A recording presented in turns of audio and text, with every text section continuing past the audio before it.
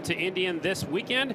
And the 62, Dan Bromley, he's on a Honda from Pennsylvania. The 18, Max Killer Whale on a Harley Davidson. And the 37 out there, that is Bronson Bauman, originally from California. He is riding a KTM as well. Dallas Daniels running the very bottom of the racetrack for you folks just tuning in here on FloRacing. It is our first round of practice here at the half mile, known as Orange County. Daniel's just trying to get dialed in right now. Again, there's a little crossing right there halfway between turn 3 and 4, so it might be a little bit dry in between the corner. We'll see if that affects any of the riders as the dust is kicking up a little bit early on. As I walked across the racetrack, it was tacky, but then it had a few dry spots, so it's just a little bit inconsistent right now. As we'll get it dialed in as the sun will set, the track should get a little bit faster. Dallas Daniels, our current points leader right now, out in front on the Monster Energy Essence Racing Yamaha.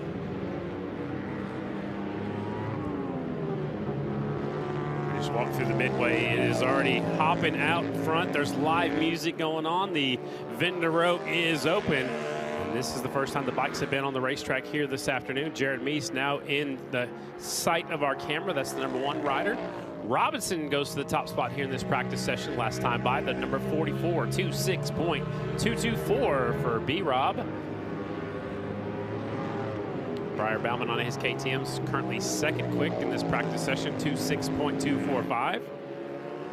I'm sure the rest of the teams are watching close by, seeing what the track is doing and watching their stopwatches. And actually, if you have the American Flat Track app, you can watch the timing and scoring on the app, just like I'm looking at here in the announcer's booth. And look how low Dallas is going, right up against that wall inside turn number 4. I don't remember them running right there last year. Actually, they're running very low all the way around the racetrack at the moment. No groove is forming just yet. We can definitely see a preferred line. Dallas goes in at the edge of that preferred line going into 3. Briar to the top spot here in this practice session. That's the number 3 bike, 26.211. Checkered flag, nope, maybe the white flag. There's the double D, Dallas Daniels. Meese looks like he checks up a little bit, lets the 44 go on by. I think he might have thought that was the checkered flag as well. Dallas is still up to full song. Coming off of turn number 4.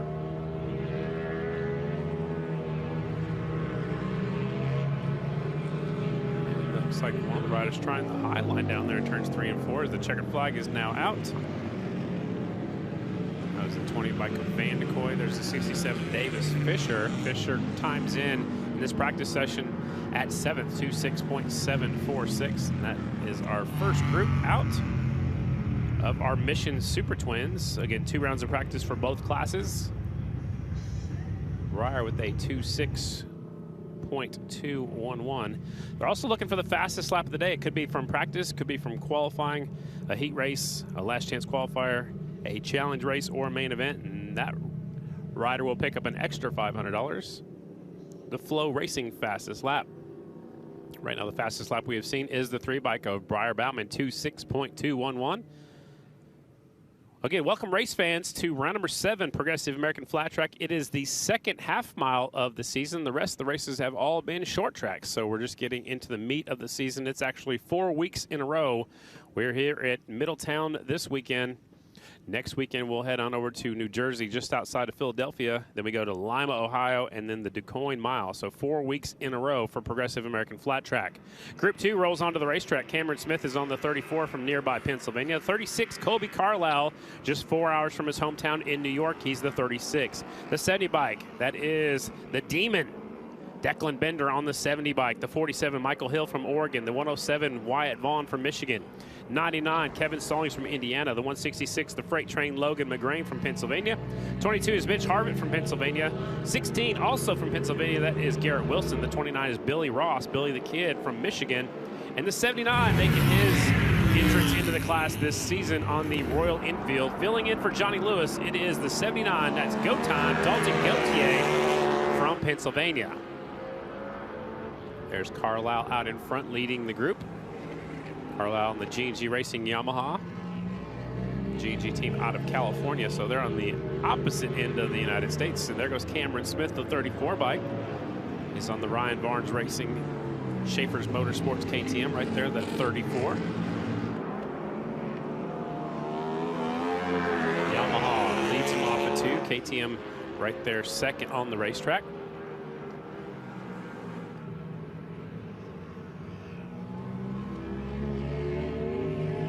There's a look at some of the times right now as they run with just a lap or two completed so far here in this second group. 3 bikes, what they're shooting for, 2:06.211. See the different colors between the position and the number. That's the different brands of motorcycles. The orange, obviously, KTM. The kind of maroon looking color, that is Indian. The blue is Yamaha. Red is Honda. Black is Harley Davidson. There's one white bike out there. That is the Dalton Gautier. There he is, the Royal Enfield, just on the screen, the 79. And, of course, the green is Kawasaki green as Carlisle jumps up to 7th.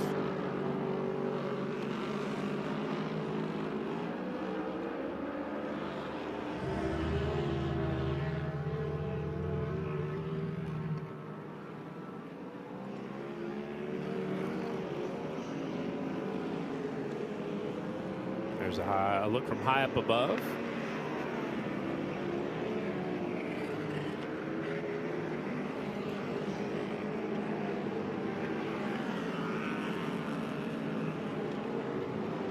I like the checkered flag on the grandstands up there, the main grandstands right there in the center.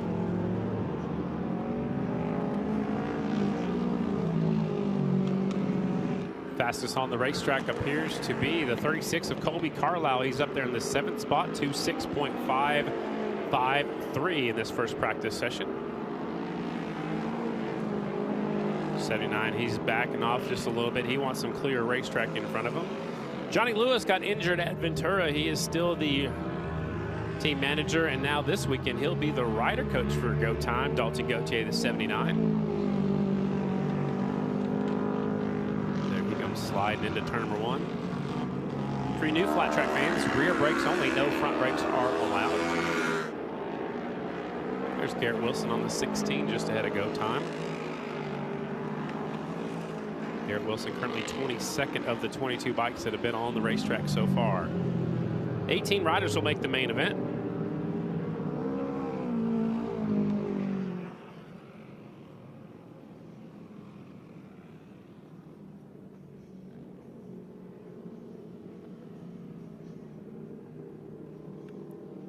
Look from up above the drone camera, high outside turn number 1 right here at Orange County Half Mile. That was our Mission Super Twins. Up next will be the Parts Limited AFT Singles, and that class is presented by Kicker Performance Audio. Kicker been making speakers for a long time. They're out of Stillwater, Oklahoma. Glad to have them back on board here in the 2024 season. There are 24 singles riders here today. They're representing 11 different states and 3 different countries, the United States, Australia, and Canada in the singles class. And looks like a water truck's pulling out onto the racetrack and outside turn number 1. So we're going to do a little dust control right now, it appears, which is a good move. There's live music outside behind the grandstands. Also stop down there and get some ice cream. Producer Brad bought the crew some ice cream before we got started as the water is going onto the racetrack here. Round number 1 of practice.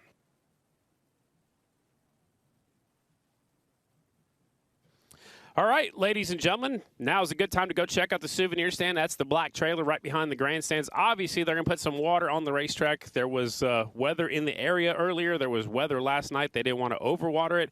Obviously, you sent out the first 2 groups, and now we know we need to put some water on the racetrack. So while they take care of that, also just a reminder to go into the infield.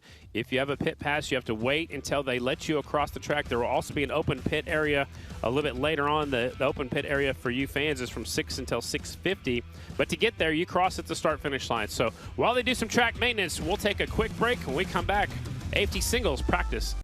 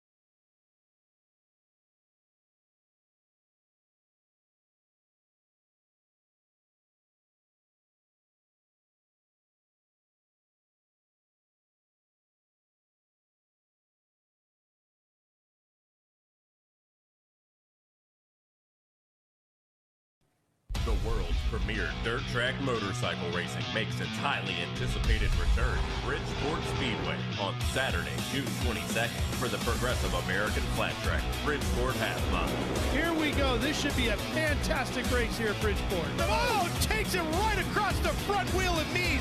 Nobody lifted an inch. Bring the whole family to the Bridgeport Half Mile on Saturday, June 22nd. Lock in your seats now at AmericanFlatTrack.com. DCT is an automatic transmission. You heard right. The Honda DCT is a fully automatic transmission. For a motorcycle, it'll shift faster than you can, at the right time, right speed, and right RPM. And when you want to shift for yourself, use paddle shifters mounted on the left handlebar. Take a DCT demo on a new Honda Africa Twin and other available models. Schedule your DCT demo right now at Al Lamb's Dallas Honda. Arai Helmets started racing in America in flat track, and we've been supporting it ever since. Arai, handcrafted with an obsessive priority for protection.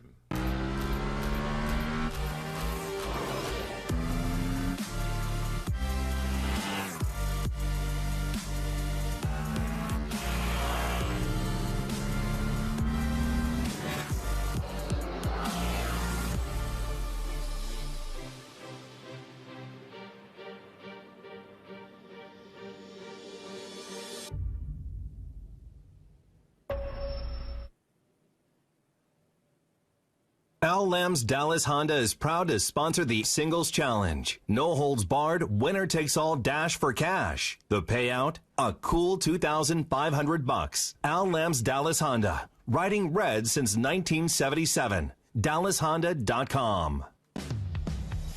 Light Shoe has been building quality steel shoes for flat track racers since 1998. They serve the flat track community worldwide, building custom hot shoes to fit individual needs with the rider's unique style in mind. With more than 25 years of experience and a 1-year unconditional guarantee, you'll know you've made the right choice when your foot touches the ground going into turn 1. Join the Light Shoe crew. You'll be glad you did. I made a switch because of problems I had in the past with other companies. I got a lot of double talk on things, and the buffering was terrible. Greenlight has been 100% improvement over what I previously had. The quality of it is great. There's no buffering. I now have 1 gigabyte of speed. I'm still not at what I was spending every month, and I have gotten so much more out of it. By going to Greenlight, you'll never be sorry. Make the switch today at greenlightnetworks.com. モデルデザインっていうのがいいデザインなんだよっていうところを理解してもらう。引っかかったりとか邪魔にならないようにっていうので、成型品の中ではできるだけ角をなくして。People can't have pride in their work, so this will be the way we're going to stay.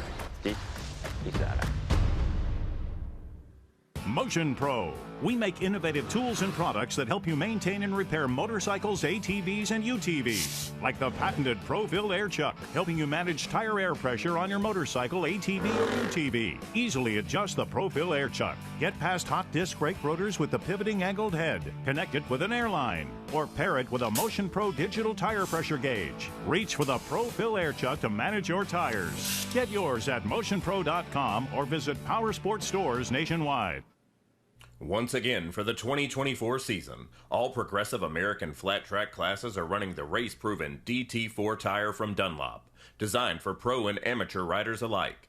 The DT4 has multiple compound options, an aggressive tread pattern, and can be run tubeless for greater overall performance.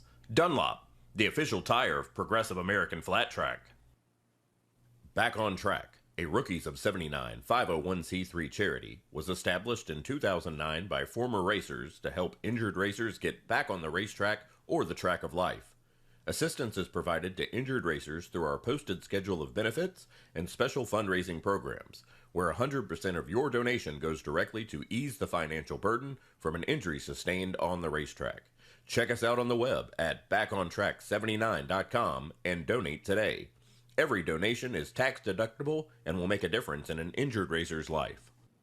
VP Racing has been the world leader in race fuel for nearly 50 years. But did you know VP Racing also has a line of premium engine oils, gear oils, brake fluids, coolants, and additives? Find VP at your local auto parts store today or online at vpracingfuels.com. Rev up those taste buds with Mission Foods. Fully loaded tacos, fast wraps, piled high nachos. Whatever you crave, Mission will help you take your race day to the finish line. Now that's too fast, too tasty.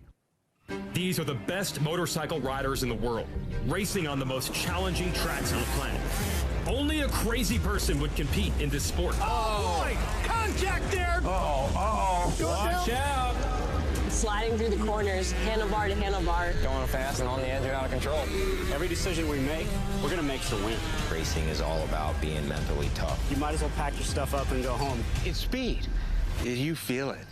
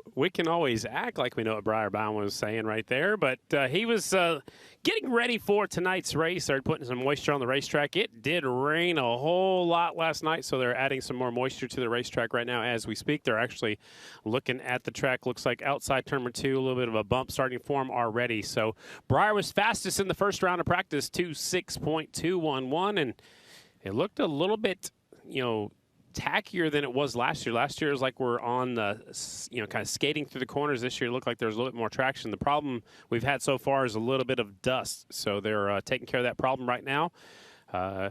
There's a lot going on out there in the Midway. I hear the band's playing right next to where I'm at, so there's live music out there. The souvenir stand is set up. Also, I saw Will Davis's motorcycle from Maroney's Harley-Davidson set up just right by where the band is set up.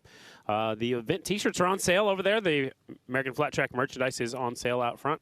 They've got ice cream, so it's a mandatory stop for the crew when we get here before we get started at the Orange County half mile to have some ice cream. So still a lot going on out there behind the grandstands. Doing a little track maintenance before we get right back there on the racetrack. Well, let's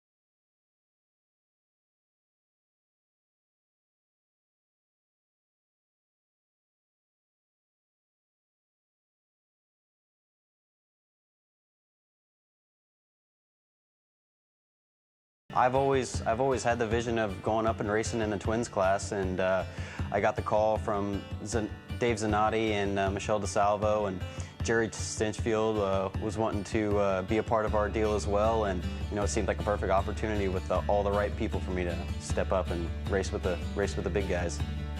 It's basically a dream ride. I mean, it's Dave Zanotti, Michelle DeSalvo. I mean, it's just them and Kenny Tolbert. Those are the highest steps. For our historians of the sport, that number plate looks all too familiar. Will Davis was always one of my heroes.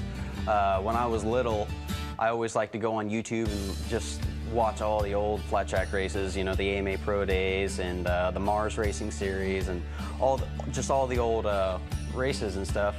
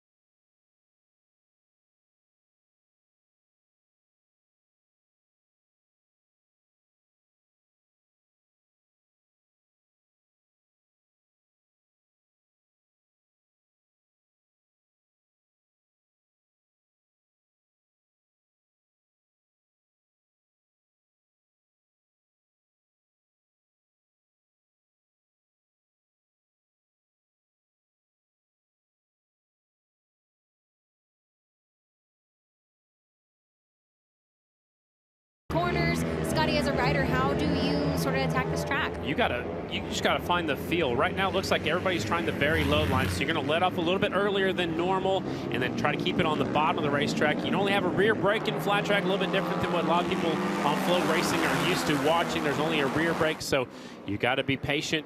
Be precise, hit your marks, go in low, try to come off the corner really low, and that's what appears to be the line right now. What have you been seeing from Chase Sadoff lately as we watch him kind of trail behind Cody Kopp right now? He's been more aggressive in the last few races, in my opinion. Have you seen that as well? Yeah, he's more aggressive and he's confident. He finally got his first win at the only other half mile we ran so far this season at the Texas half mile. That gives him confidence. He's also, he's on a smaller team. Maybe there's not as much pressure. Maybe he doesn't, I'm not saying there was pressure right for the Turner Honda team, but maybe he felt like there was because Turner wants to win. Every team wants to win, but when you're in that great big tent, all the people, all the cameras are on you, people coming in for interviews. Maybe that was a little bit of pressure that he didn't like as he slips a little bit wide down there trying to go in a little bit too deep into one, but now it's just Chase Sadoff. He's got Mark Muth in there. He's got Brian Bigelow who runs the team, and it's just a small team, and maybe it just relieved the pressure and now he can charge. Brian Bigelow is a name synonymous with horsepower. When it comes to those miles and a half miles, Brian Bigelow knows how to make a bike go fast. Longtime crew chief for Henry Wiles, transferred over to the Turner Racing team, which Turner Racing knows how to go fast on miles and half miles, and much of that is attributable to Brian Bigelow. Yeah, Brian Bigelow is a rider himself, so he knows what it takes to go fast, and he is also very good at selling ice racing tires of all things. but he grew up in Michigan, and he's a nicey guy. Yeah, and so that's a full-time job too, just putting those screws in those tires just to go ice racing. But right, and as he takes fastest time right now in practice one, and look how high he's going, Kristen. So he's going a longer way around, but it's a wide racing groove here. But he's not settling to race on the very bottom of the racetrack. He's charging the corners, pushing his limits right now. Trying different things. Also, Evan Renshaw, the new face of Turner Racing Honda, the youngest face, the rookie there on the team. I had an interesting conversation with Mike Turner. He said today, class is out. no more going to school. We gave Evan enough time. I want to see him on the podium tonight, so we'll see what he can do with that. Well, if you think back, a year ago when we were at this race, Renshaw was an amateur. He crashed in the first corner pileup and broke his collarbone. So he's coming back to a track where he had an incident. It wasn't his fault, but we'll see how he does it. And like you said, Mr. Turner said it's time to go to the front. Can we get a FloRacing replay of what was going on with Cody Kopp there? I think he's having fun out there. I love seeing that. He's just goon riding a little bit. He's just gooning a little bit, but he was new school, new shoe gooning a bit. He did a wheelie and did some crazy things with his leg there. I think he's trying to audition for X Games. He's just messing around. He's got a really cool helmet on. It's an exact replica of that helmet is going to be raffled off by Back on Track today. Tonight. Cody Kopp is wearing one, and so is Trevor Bruner, who's in that Super Twins class. And Chase Sadoff at the top spot, 2:06.392. He led about half of the race here last year, and Cody Kopp led the last few laps to take the win. We'll see if they can back it up. It's Sadoff, Kopp, and Drain 1, 2, and 3 with the rookie Evan Renshaw up there in fourth. And group number 2 rolling out of the racetrack. Leading them out is Aiden Roosevens, who is injured at Texas. And now he is back on the racetrack, number 26 from Southern Illinois. And Shayna Texter on the 52, the winningest singles rider in American Flat Track history. If Cody Kopp is unable to win here today, she will hold that title, that record, for another week. But I did talk to Shayna about that. I asked Shayna, how does she feel about Cody Kopp potentially tying him tonight? And she said, well, listen, I'm still racing. I'm still a part of this. So they have a whole season to go. They could go back and forth a little bit there with that record chasing. But she said that she's happy for him. She's happy for Cody and the success he's experienced. Very gracious former champion there, Shayna Texter. Shayna Texter Bauman, 19 wins in this class. And she's the only female to win in American Flat Track history. So she has a stacked resume, and she is a very, very impressive. A very impressive rider. She's trying the bottom of the racetrack right now, the little bitty number 52 across the start-finish line right there. She's chasing, looks like possibly the 43. That is Killswitch, Jacob Van de Kooi. Jared Van de Kooi's little brother's out there on the Husqvarna. He's out here racing this weekend. You know, whenever I walk over to that paddock, the vibes are always high. We love the Van der Kooi crew. Jared, you know, has a very, I don't know. He's got a different attitude. How do you describe Jared Van der Kooi?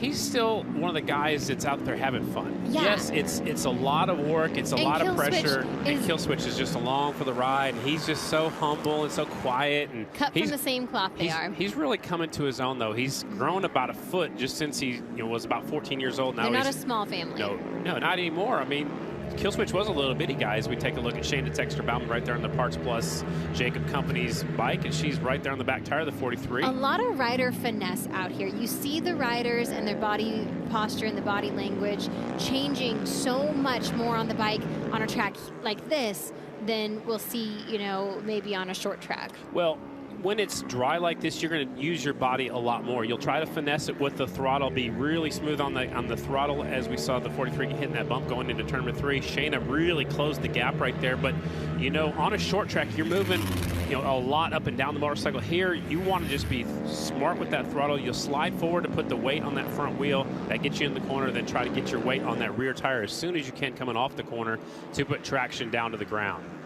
Roosevens' first race back since his crash at Texas is up to 4th right now on the 26 bike. And now it looks like Shayna's got some company right behind her. It's the shorty, number 157, Ian Wolf, the first guy to find the high line at the Chico short track. And I had him on my podcast just to talk about it.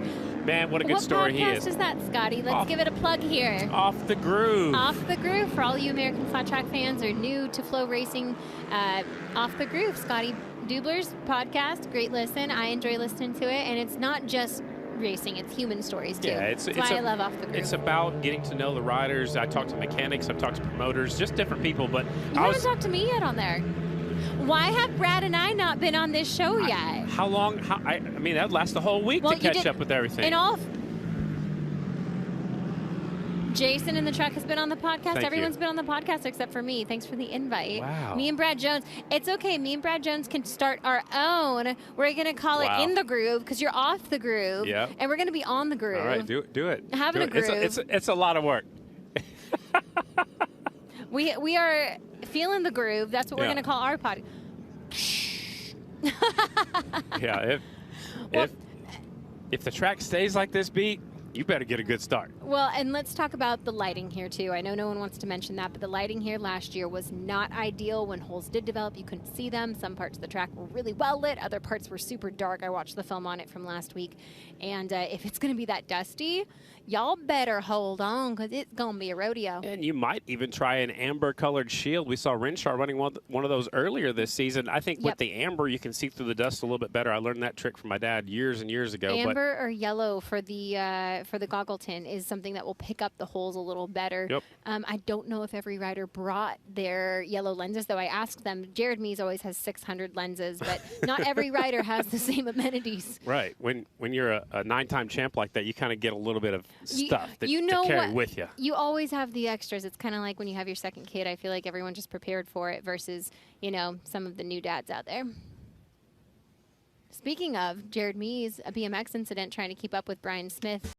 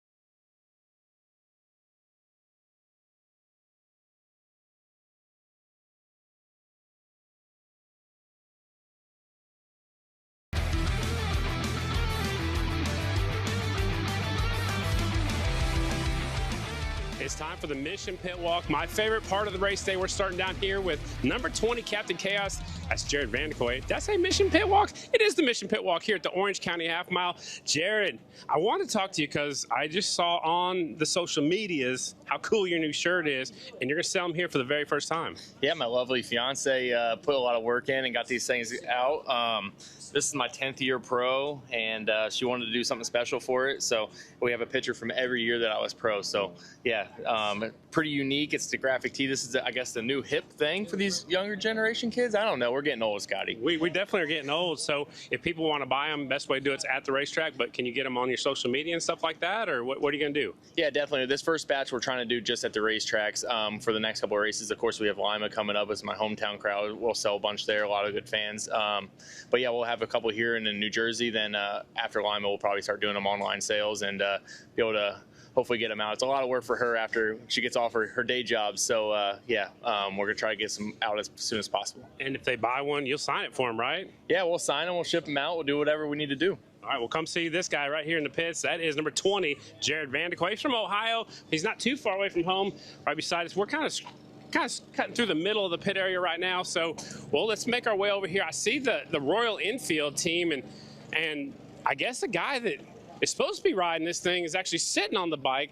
Man, we're making our way in here. Those aren't your race clothes. No, it's a little early though, Scotty. Nobody else is in their race clothes. But I was just kind of throwing that out there. So how are you doing? How you feeling, first of all? I'm good. Ventura was a rough one. Just it was took a little bit out of my sail, but it hurt me pretty good. It wasn't like nothing broke, but it was one of those like every inch of my body was sore. Got super lucky. So it was tough, to kind of be lucky, but also at the same time be sore and just kind of, as a team manager, I had to make a decision what we're going to do for the rest of, next couple races and see what happens. So decided to put somebody else on the bike. How did you pick Dalton Gauthier? He's always been a kid that I've worked with, when he was 10 years old. I followed him and helped him in Daytona back in the 1 year when he didn't have a ride. So I know the talent he has. And, when I found out he couldn't really make Chico and was trying to raise money to go racing and stuff, it was kind of one of those deals where I'm like, I think Dalton would be a perfect kid for candidate for the bike. And he's 10 years younger than me, so he should have a little bit more excitement in him right now. And I think the bikes are so good. I'm actually so proud of the team and what we've been able to accomplish really this season, all the seasons, but really how much we have improved. And I haven't been able to get the job done. So I think Dalton will be good for the bike this race and maybe the next couple of races and see what happens from there. But he's a little younger and he's got the ambition. And I think we got a good motorcycle now. Well, it's got to be cool coming back here. You were fast qualifier here last year and you won the challenge, the Too Fast, Too Tasty challenge race. So you got the notes already from last year. Is that the setup you're going to start with today for Dalton? Yeah, I think it's, I was able to talk to him a little bit and say, hey, remember how the track was? Because he struggled here a little bit last year. And I was like, hey, this is what I was doing. And we were able to talk about it. There's part of me that misses. I'm like, yeah, I wish I was out there, just because I knew I did good here. But at the same time, I'm excited to have Dalton on the bike and kind of coach him through those things. And, if he gets out there and does good, just good, if he can win the dash and do that and maybe put it in the podium first race or something like that, it'd be pretty good feeling for me as a team manager and been developing this bike for 5 years. It's kind of like let my baby go. So if he does well and you come back, you thinking maybe a 2-rider team like you had previously with Ryan Wells, or is that too far out in the future? No, I think Scotty, at that point of the career, I was brought on to develop this bike and progress the bike, and I think that's what I've done, and manage the team, make sure everybody gets here, and I have an amazing crew. And if Ventura was my last race and he starts doing good, I'm okay with hanging up the helmet. So kind of passing the torch and just kind of continue that role of, I enjoy being a rider coach. That's why I do a school. I love that aspect of it. I think my role is to just get that Royal Enfield as fast as we could, and we showed this season multiple times. We got in the top 3. We didn't start there. We got there. So I wasn't able to finish those races as best as we were. So I think we'll see what happens. I'm excited to get him on the bike this weekend and then look for the future of the program. That's Johnny Lewis right there. A new hat this weekend. He'll be basically a team manager / rider coach to help out Dalton Gauthier. Gauthier riding on the Royal Enfield for the first time. And I definitely want to talk to this guy right here. There's actually 2 guys I want to talk to. Big P, our flagman. Big P, welcome back to New York. How you feeling? I'm great. Beautiful day. some clouds shining, but it's like 70-something degrees. I'm loving it. It's great. Does it say Big P on your ID, or is that just what everybody calls you? That's what everyone calls me. Unfortunately, it's not a legal name on my ID, unfortunately. Let's change your name. Let's do it. I'm down. I'm down. That's Patrick, if you want to know the official name. Patrick is the flagman, and we'll see you out there in just a little bit. Y'all have a great day. All right, and now I want to talk to this guy because we're in your home state. Colby Carlisle, the Flying Tomato, got the G&G Yamahas ready to go. Yeah, it's exciting. It's good to be home. I love New York. The other part, a little closer to where I'm from, about 4 hours from here. It's pretty beautiful, and I always love coming here because I'm going to be able to get to spend some time with my parents this week in between now and New Jersey. So, yeah, it's a hometown race. Hometown race. It's a slippery track. Have you raced here before? Last year? Was last year your first time? No, I've never been here. Back where I'm from, dirt looks pretty similar, but it's really slippery here for some reason. Back home, it's got a lot more grip, so it's tricky. It's tricky for all of us, so just got to be able to figure it out. You got the little team that could. I mean, they've won 2 Production Twins championship, jumping up into the Premier class this year. I think you're doing a great job for them. Yeah, I'm always trying my best and doing all the work off the bike I can. Just I need to get a little more comfortable right now. I'm a little bit off from where I'd like to be and where I know I can be. So we're trying some different stuff out this week, and maybe that's what it's going to take. That's the Flying Tomato right there. Colby Carlisle on the 36 G&G Yamaha. This is looks like the Bronson Bauman KTMs right there. Travis Smith down there. They're doing a little bench racing, I think, right now, making their way through over here. Here's little Debbie. Are you officially the team manager of Big R Racing, or what's your role? President. Oh, the president. We're going to skip team manager. We're going straight to the top. I mean, why start down here? So this is you. Look, it says Little Debbie Racing right there on the helmets. So that's your name, Little Debbie, right? Yes, that is correct. And are you from Kansas like that guy beside you? Yes, I am. How did you get way out here in New York? My chauffeur brought me out. Man, I guess it's rough to be the president, you know? I mean, they just take you all over the place. So what's your role on race day? Are you just the cheerleader? You just kind of wrangle the kids? Or what's your official role being the president? Chef. Chef. Oh, so she's got many facets. She does a lot of things. Over here is Sam Lowe. Sam, so your son, Jared, stand up and turn around. These people want to see you, too. You used to be national number 48 back when I was racing. That's, black. Long time ago. Back when everything was black and white. But your son, one of your sons rides for this team right here, and your other son, he's busy down the road. So how do you determine? Who's that on the, that Trent Lowe guy, the other here, 48. So how do you determine where you spend your time on a race day? Right here, because she tells me I need to be here. That's where I go. Well, if the president talks, that's what you have to do. Right. Yeah, they pay the bills. So last weekend, when your son wasn't on a Big R Honda, the chain came off not once but twice. So were you mechanicing that day or what? You pushed it back to the pits. I didn't have anything to do with the chain. I did push the bike back so we could get it ready for the next race. I was waiting for you to put the chain back on the bike, though. I had to go watch the next race. It wasn't a Big R bike. It was mine, so that's what messed up. So we're blaming it on the chain came off on you? Yes. Okay, all right. My fault. But Trent won, and then the Jet just had 2 mechanicals. Yes, my fault. It's my fault. It's better to have the mechanicals not at a national. Would you agree with that? For sure, yeah, because they would fire me if not. So well, the president is here, so she would definitely fire you. All right, that is Sam Lowe right there. That's Jared and Trent Lowe's dad. We're making our way. This guy's been on social media. Hold on a second. I haven't got to meet you yet. I'm Scotty. I'm Jonet. Jonet? Where are you from? I'm from Florida. You're from Florida, and you're on the First Impressions team. I heard you're like their mascot now. I'm the driver, transporter. Well, I heard you're doing more and more stuff. Well, yeah, I'm right now. I'm trained for. I did the class. All right. So you're learning. Oh yeah. Well, that's awesome. Well, it's nice to meet you, Johnny. Nice to meet you. Say your name again. Jonet. Jonet. I got it wrong the first time. Hey, man. Nice to meet you. Take care.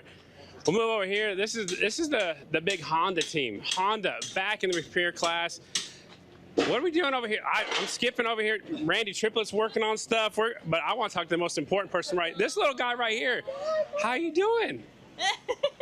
Hi. Is he hi? I saw you on a scooter already. Mm-hmm. Yeah, he's very talkative. Mom, how's he doing? He's good. Very active. Is he going to be a racer? I think so. He has an obsession. Yeah. All right. Yeah, he's trying to. He maybe wants to be an announcer. He's trying to grab the microphone. Dan the man.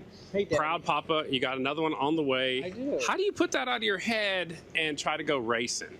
I mean, it's definitely difficult, but just seeing his happy face and everything kind of makes it easy. It makes when you have a bad day a good day.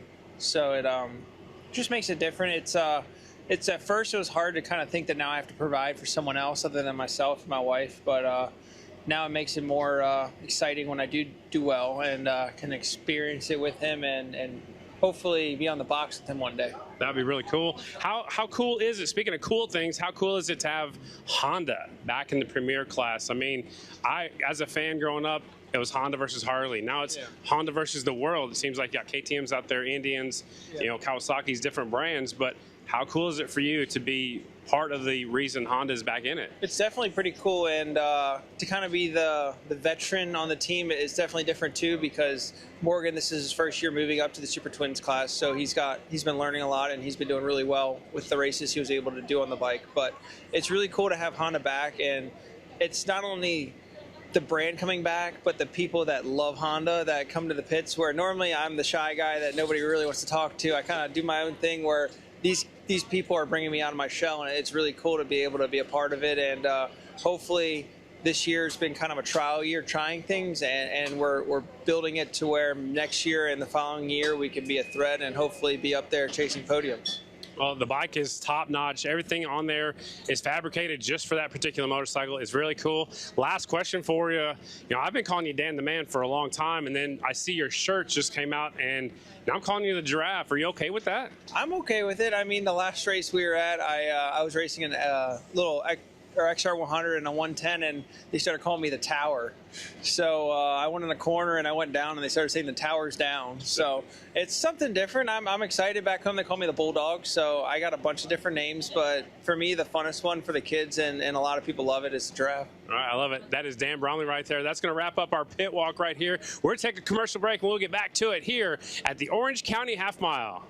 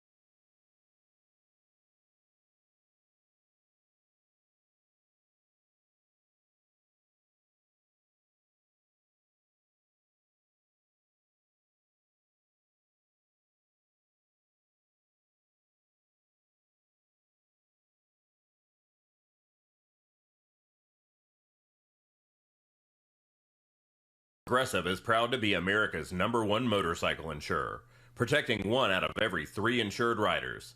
And they also offer coverage for your boat, RV, and other adventure vehicles. Quote motorcycle insurance online in as little as 3 minutes, or bundle your insurance together today.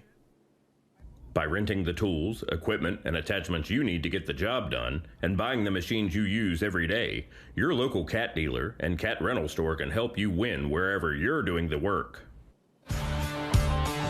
Kicker Performance Audio. For almost 50 years, we've been rocking the planet with our world-class product covering everything that drives you, whether in your car, truck, boat, motorcycle, side-by-side, or even on your head. Kicker Performance Audio's passion for bringing you your favorite music like you've never heard it before is what drives us. So wherever you need us, Kicker Performance Audio will be there for you. SBS is the official brake sponsor of Progressive American Flat Track, your single source of brake components for motorcycles, ATVs, and UTVs in racing, off-road, and for street use. Try the improved brake performance of the all-new SBS Better Brake Series. Find the brake pads, rotors, and clutch kits that match your bike on sbsbrakes.com. There's a reason why SBS is the preferred choice of street kings and race champions alike. Go ahead. Tom Duma Fine Jewelers is proud to be the official jeweler for our 10th year to Progressive American Flat Track, providing championship rings for each class in 2023. Tom Duma Fine Jewelers wants to be your jeweler. Check us out online for all your jewelry needs, from engagement rings to fashion jewelry to watches, in all price points to fit everyone's budget. Shop like a pro. Shop TDFJ.com. The world's premier dirt track motorcycle racing makes its highly anticipated return to Bridgeport Speedway on Saturday, June 22nd for the Progressive American Flat Track Bridgeport Half Mile. Here we go. This should be a fantastic race here at Bridgeport. Oh, takes it right across the front wheel and knees. Nobody lifted an inch. Bring the whole family to the Bridgeport Half Mile on Saturday, June 22nd. Lock in your seats now at AmericanFlatTrack.com. Rent. The tools, equipment, and attachments you need to get the job done.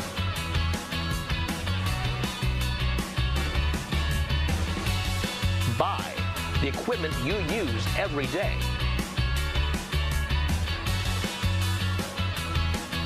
Win. Wherever you're doing the work.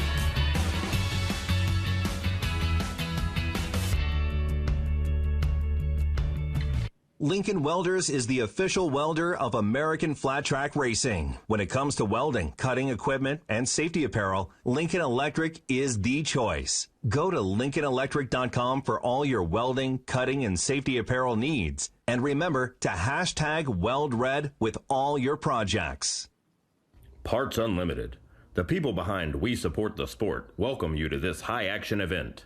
We are proud to join with race fans everywhere in working to ensure our sport gets bigger and more exciting each season. And you too can support the sport by visiting your local dealer who stocks products from Parts Unlimited. They've got the very best and high-performance parts and accessories, and the best support network in the business. Parts Unlimited. We support the sport. Once again, for the 2024 season, all Progressive American Flat Track classes are running the race-proven DT4 tire from Dunlop, designed for pro and amateur riders alike. The DT4 has multiple compound options, an aggressive tread pattern, and can be run tubeless for greater overall performance. Dunlop, the official tire of Progressive American Flat Track. Don't spin your wheels with motorcycle insurance. Get protected by America's #1 motorcycle insurer when you quote online in as little as 3 minutes. Have more adventure vehicles? Bundle your boat, RV, or ATV with Progressive today to see if you could save. Royal Enfield returns for the 2024 season, bringing back Build, Train, Race and its 7 new riders, rounding out to be a 10-women roster.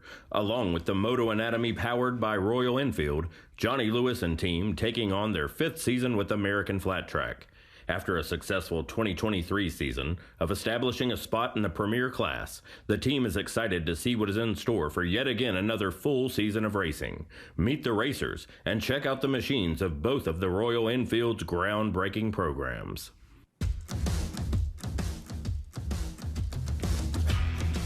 Welcome back to Orange County Half Mile. Look at the beautiful scenery. Ralph Sheen's in the booth, the 3-time Hall of Famer. Ralph, welcome back to New York. Thank you, Scotty. You know, I was born in upstate New York in Utica and then raised in California. It's great to be back here. Such a beautiful part of the country here in upstate New York, isn't it? Yeah, just it's gorgeous. so pretty. Look, there's a motocross and track. a moto track. Just outside turns 3 and 4. I like it. We should do that. We should have done that earlier. We've done a little. I've done a little bit of that, I think. I used to race motocross back in the day, long time ago. Yeah. Man, 3 Hall of Fames, Ralph. Shocking. Does that Hot mean Shoe Hall of Fame like you in 2022. Then last year I got in the National Sprint Car Hall of Fame. So grateful for both of those. And then just last week after I last saw you, I got inducted into the West Coast Stock Car Motorsports Hall of Fame. And that meant a lot because it's back home in California where I grew up. And it meant a lot to have my peers out there recognize me that way. So. And you better bring the ring next week so we can show that off. It's not a Tommy Duma Fine Jewelers ring, but it's pretty nice. I want to see it. I'll bring it. All right. I'll bring it. Bikes are on the racetrack. Second round of practice. We stopped and put a lot of moisture on the track, and Me says it's a little slippery, so he's going to let people go on by. Nobody likes it. You can see they're all sticking their hands out. Thank you for the recognition on that, Scott. Of course. Appreciate you bringing that up.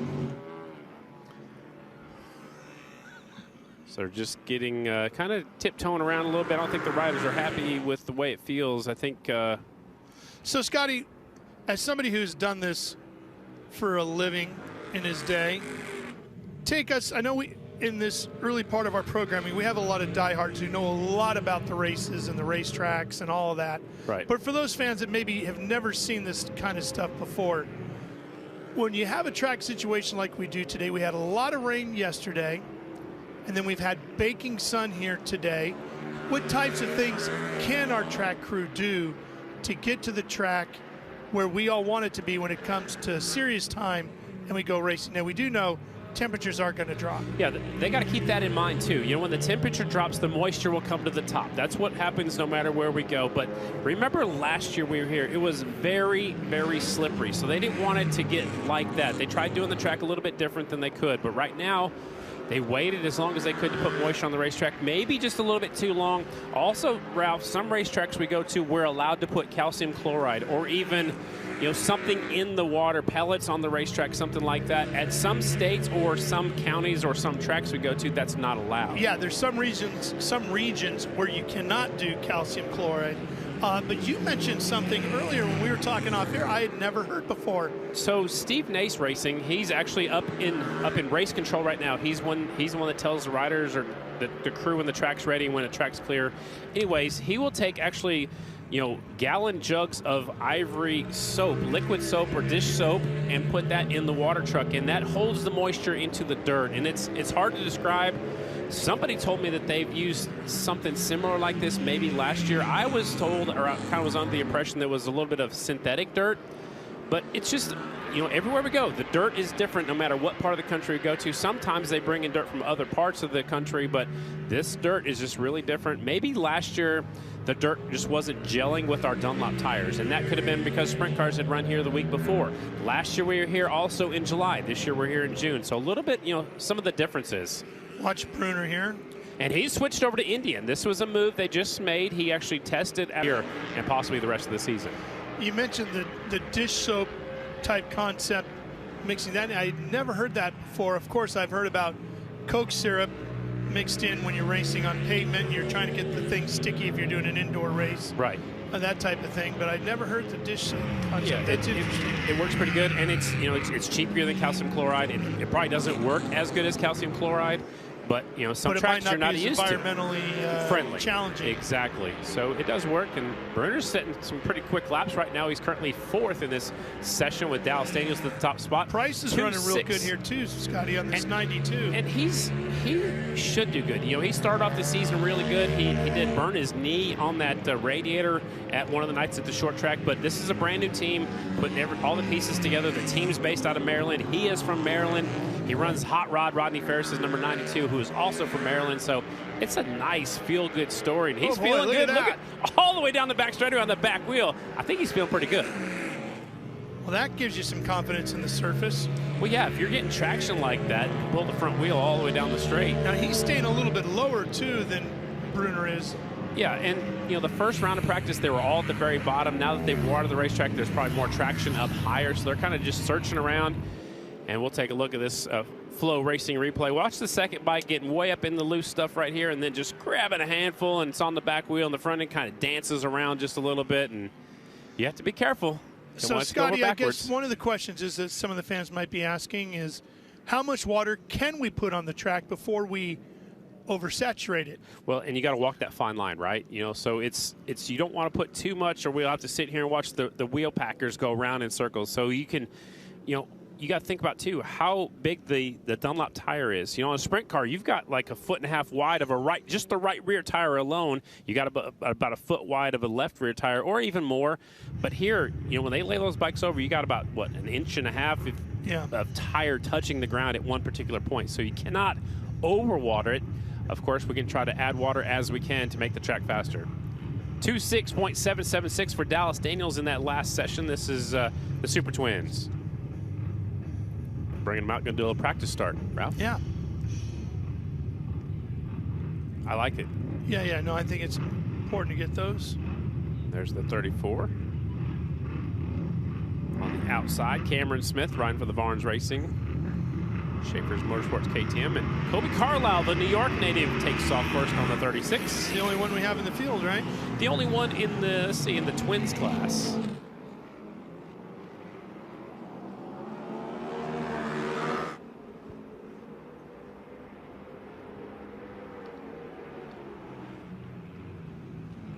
Goes the 70 Declan Bender. He's also on an Indian. Dropped to the bottom of the racetrack. It's go time. Dalton Gauthier on the 79 Royal Enfield. Remember, that motorcycle was fast qualifier here last year, but it had different pilot.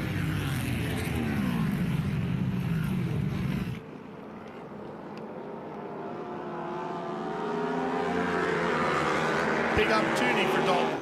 Yeah, he's got a, he's been in this class before. He was on board the factory Harley Davidson when they were, Vance and Hines' effort was all in on the XG 750, and maybe this is an audition. We don't know how long he's going to be on that bike. We're not sure how long Johnny Lewis will be off the bike, or if Johnny Lewis comes back, will they have a two-rider team again?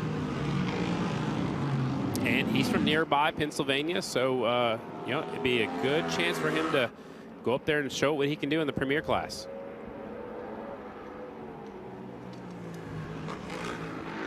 Daniels at the top spot of this second round, 2.6.776 on a Yamaha, KTM in second, Indian in third. As you look at the Royal Enfield, where do you think, as a bike, it's lacking right now? I mean, I feel like the performance has definitely come up over the last couple of years, but where do you feel like it still needs a little bit of help? Probably at the top end, like on the bigger tracks. On the miles, it's a very fine line. You don't want to stretch that thing out too big. You don't want to bore it, make the cylinders too big because you don't want to blow it up. So, maybe at the top end, because it's a smaller engine size when they start out, it's just, they're getting it dialed in. They've had help. Woody Kyle found some horsepower last year with the motorcycle. So it's impressive that a Royal Enfield is competing in 2024 with all the other top brands. Credit to Johnny Lewis as to how hard he rides that thing. Definitely. But I feel like the handling of the bike is pretty good, but I tend to agree with you that maybe it's a horsepower thing on the bigger, faster half miles and certainly on the miles. Well, and that bike did good here last year because it was slippery, and maybe since it was under horsepower a little bit a year ago, it was easier to roll the throttle on and not have wheel spin coming off the corners. So it might be a little bit different tonight, as the track surface definitely doesn't look as slick as it was last year, at least not right now. Maybe later when the sun goes down, if the moisture comes back up, it might get slippery again. Last year I was looking at the times, we're already faster than we were in the main events last year, and that was in the first practice session when they really couldn't see a whole lot.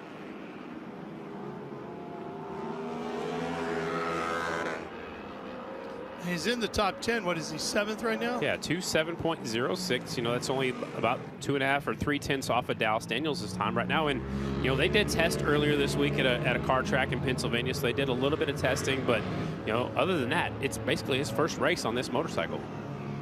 Checkered flag comes out from Big PR Flagman. 2.6.776, fastest time in this second practice session. Dallas Daniels on the Estenson Yamaha. Boy, it is a beautiful summer day up here. It is nice out. You wouldn't have thought so yesterday. No, when I landed, it was that R word, the one we don't allowed to say, and it did that all the way from Scranton, Pennsylvania, all the way over to here, to Middletown. Severe weather was the warning. Yep. Good to see Billy Ross back with us. He was injured right before Daytona at a practice/training incident. That's Billy Ross, and he's riding Kawasaki. He's currently 11th in this round with a 2.7.388, running his new national number 29. All right, sounds like we're going to take another quick break. That's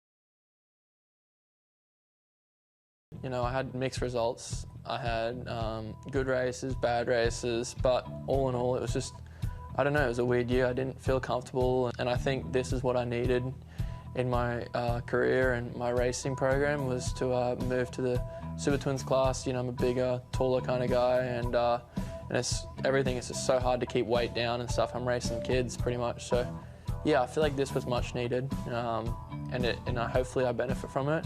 And then my team around me is awesome. They've been so good and supportive so far. You know, since the start of the year, it's been great. But yeah, went from Red Bull KTM in the singles, and then now this year, part of the latest Motors racing team on the XG 750. Another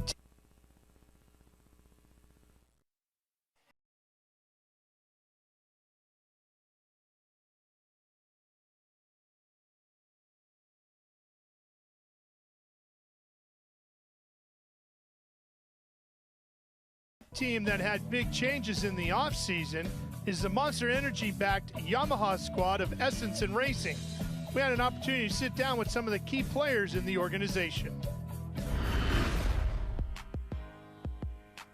In my heart, Yamaha has been with me since I was, a little kid. I grew up in a dealership, a Yamaha dealership that my father and brother had, and when I came back into racing years and years and years later, Yamaha was just naturally what I was leaning towards. Yeah, we went out and we won the 450 singles championship. And I'm like, man, this is simple. I am back. This is going to be a great time. And then I got slapped in the face after that. The team definitely is a little different this year. We've scaled back more than we ever had with only 2 riders. And our thought behind that was just focus on one rider in each class, give them everything we can, give the bikes everything we can. This year it's just me and Tom Drain. And as much as I am bummed to lose a teammate, especially a guy like JD or Trevor, the positives outweigh the negatives in this situation. I think that it's going to be a really good change for the team. Yeah, it's definitely good to have Dallas there because he's done it before and he's raced singles and won the championship twice. And like him helping me has definitely helped a lot last year, and I think this year he'll be able to help me more again. It's honestly funny because I was thinking about that. It's like I'm quote unquote the veteran. I don't even know if you'd say that, but the veteran rider on the team is definitely a different role for me. But I don't look at it that way. I look at it as I'm still just a dumb kid trying to learn how to go fast in a circle, and I've just got another little dumb kid underneath me that I'm going to try to help to not make the mistakes I did. We have 2 goals left. One goal is to win the Twins Championship, which is to the forefront of my mind. That is where I'm going. That's what I'm driven for this year. The second goal is to win both championships in one single year. So when I sit back now and I see one of them on the top step and I see the group of support around in the blue shirts, and I'm like, yeah, it doesn't get any better than this. Take a look at the highlights from the Orange County Half Mile here in Middletown, New York. Dallas Daniels, Jared Mees on the front row as this one gets underway. The 2 title rivals going at it on arguably the slickest racetrack of the year. It was like ice out there. They did everything they could to keep the bikes pointing the right direction. Mees out front. Here comes Bauman on the 3 to chase after Daniels. Bauman on the KTM with a big move on the outside here, going down into turn number 3. Takes the spot away from Daniels. That would really hurt Dallas in the points. There'd be a restart, single file.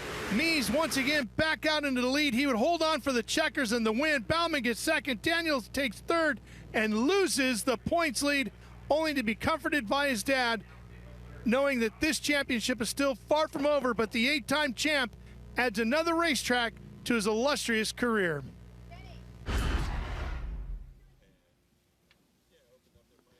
Time champ adds another racetrack to his illustrious career.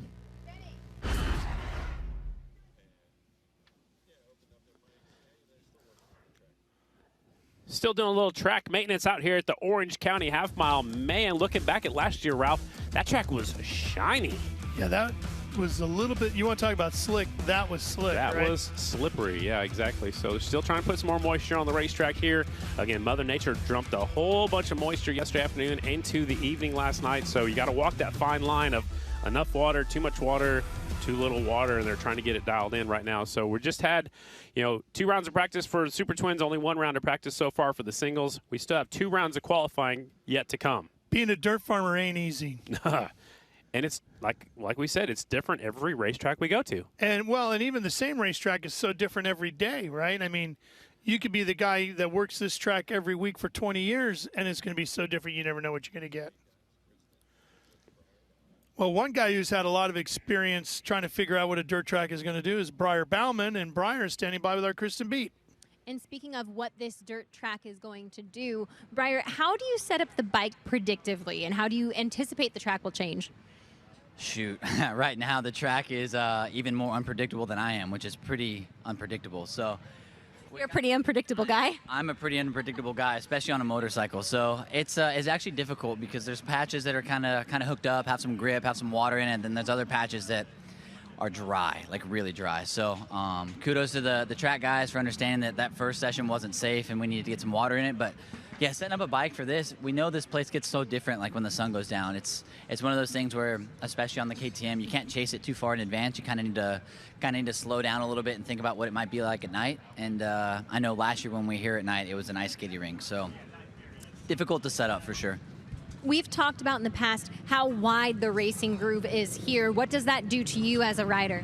It's great because it kind of gives you an opportunity to search when you're out there. And I'm sure a lot know that I like to search on a racetrack. So gives you opportunity to run up the inside. You can go up above them. You can kind of high-low people. And even in that last practice session, me, Dallas, Jared, and Brandon Robinson, we're all running different lines and all kind of going pretty fast. So it's always good to go to a track where you don't really have to follow someone necessarily, but you can kind of search around quite a bit. You made a post the other day that you are searching for consistency. Do you think you maybe found it this weekend? I think we're getting closer, yeah.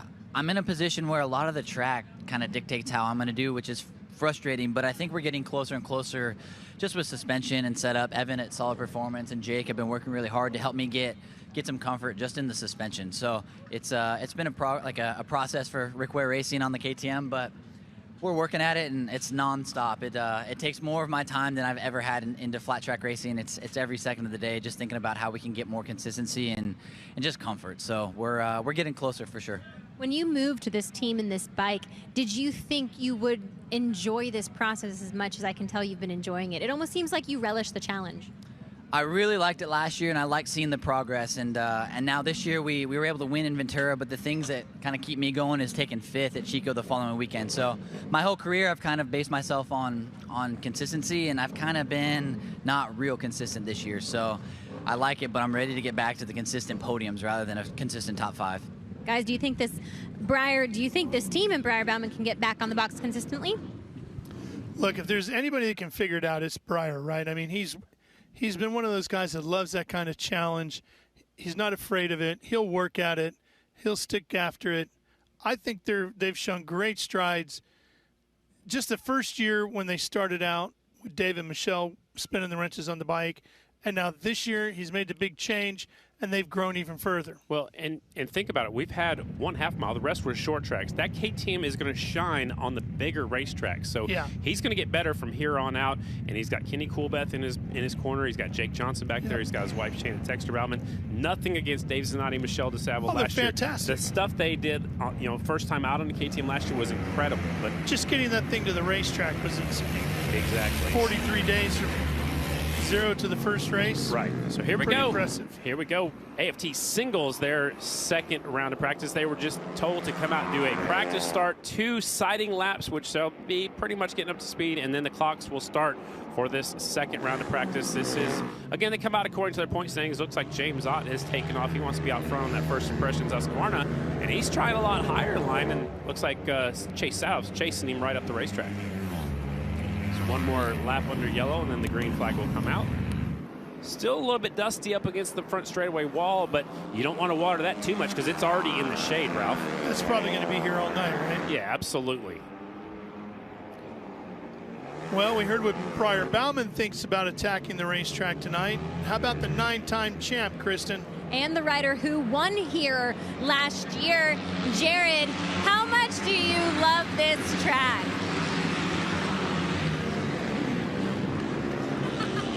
Yeah, I stayed in a Holiday Inn last night. So far this trip, the best thing is I'm getting some reward points on my air travel miles. Jared, I know it's been a struggle today. You've been facing a few obstacles, but everyone has to race the same track at the end of the night. How do you do what Jared and Kenny Tolbert do best, which is find a way around those obstacles? I mean, for me, it's, you know, I don't really send it when it's like this stuff until it's like you got to go. Just comfort-wise, it's like that's the biggest thing with the track is it's really super inconsistent. Yeah, it's dry and dusty, but it's dry and then wet and then slippery and then tacky and then holy. So it's about every different type of surface out there all on the same track, which makes it challenging. Are you happy or mad right now, Jared? I'll be a lot happier when I'm checking in on that Delta Airline flight tomorrow, I can tell you that. Thanks for always being honest, bud. What do you think, Scotty? You've been there. You've been a professional racer. He's not sugarcoating it. No. He's telling it how he feels right now. It's going to change. The track is going to change. We see Sadoff going to the very high side of the racetrack. But, you know, for a guy that won here last year, he's not happy with how things are going just yet. And it's going to get better.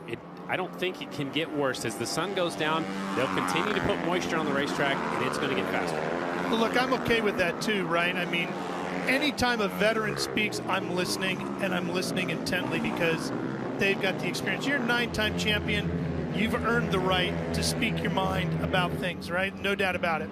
Yeah. And that's part of the challenges of being a dirt track racer, whether you do it on 2 wheels or 4. The tracks are never going to be perfect, and it's always going to be a challenge. But as Kristen pointed out, everybody's racing on the same type of surface tonight, so you're going to have to come to grips with it one way or another, pardon the pun. But when you got a guy like Kenny Tolbert in your back pocket, I like my chances. Yeah, he definitely knows how to set that motorcycle up. What I'm noticing now in this singles class is they're running so much higher than anybody has before. In that first round of practice, they're on the very bottom. Now they're up there reaching at the very top of the racetrack. We did see that at Chico in your home, you know, where you went to school and where you grew up. So, you know, I like that they're searching around. I like that they're not following the bottom of the racetrack the shortest way around. And as we're watching Cody Cobb, look at him really slide to get that weight over that rear wheel. He's coming off the corner at the very bottom as it checks her out. Tom Drain, the fastest right now, 2:06.642. So it has slowed down a little bit, but that's because they're going further around the racetrack. So we've heard from Briar Bauman and how the KTM team is approaching things. We've heard from Jared Mees about how the Indian team is going after it. How about the boys in blue, Kristen? What's Dallas Daniels doing with that Yamaha?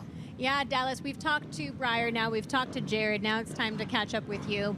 How are you planning to attack this track? And we know how important qualifying could potentially be on this track, so do you set up the bike for qualifying? Do you set it up for the main event? Where are you guys trending? I think a track like this, you're just always chasing the track, and you say qualifying is important here, but really qualifying is important everywhere.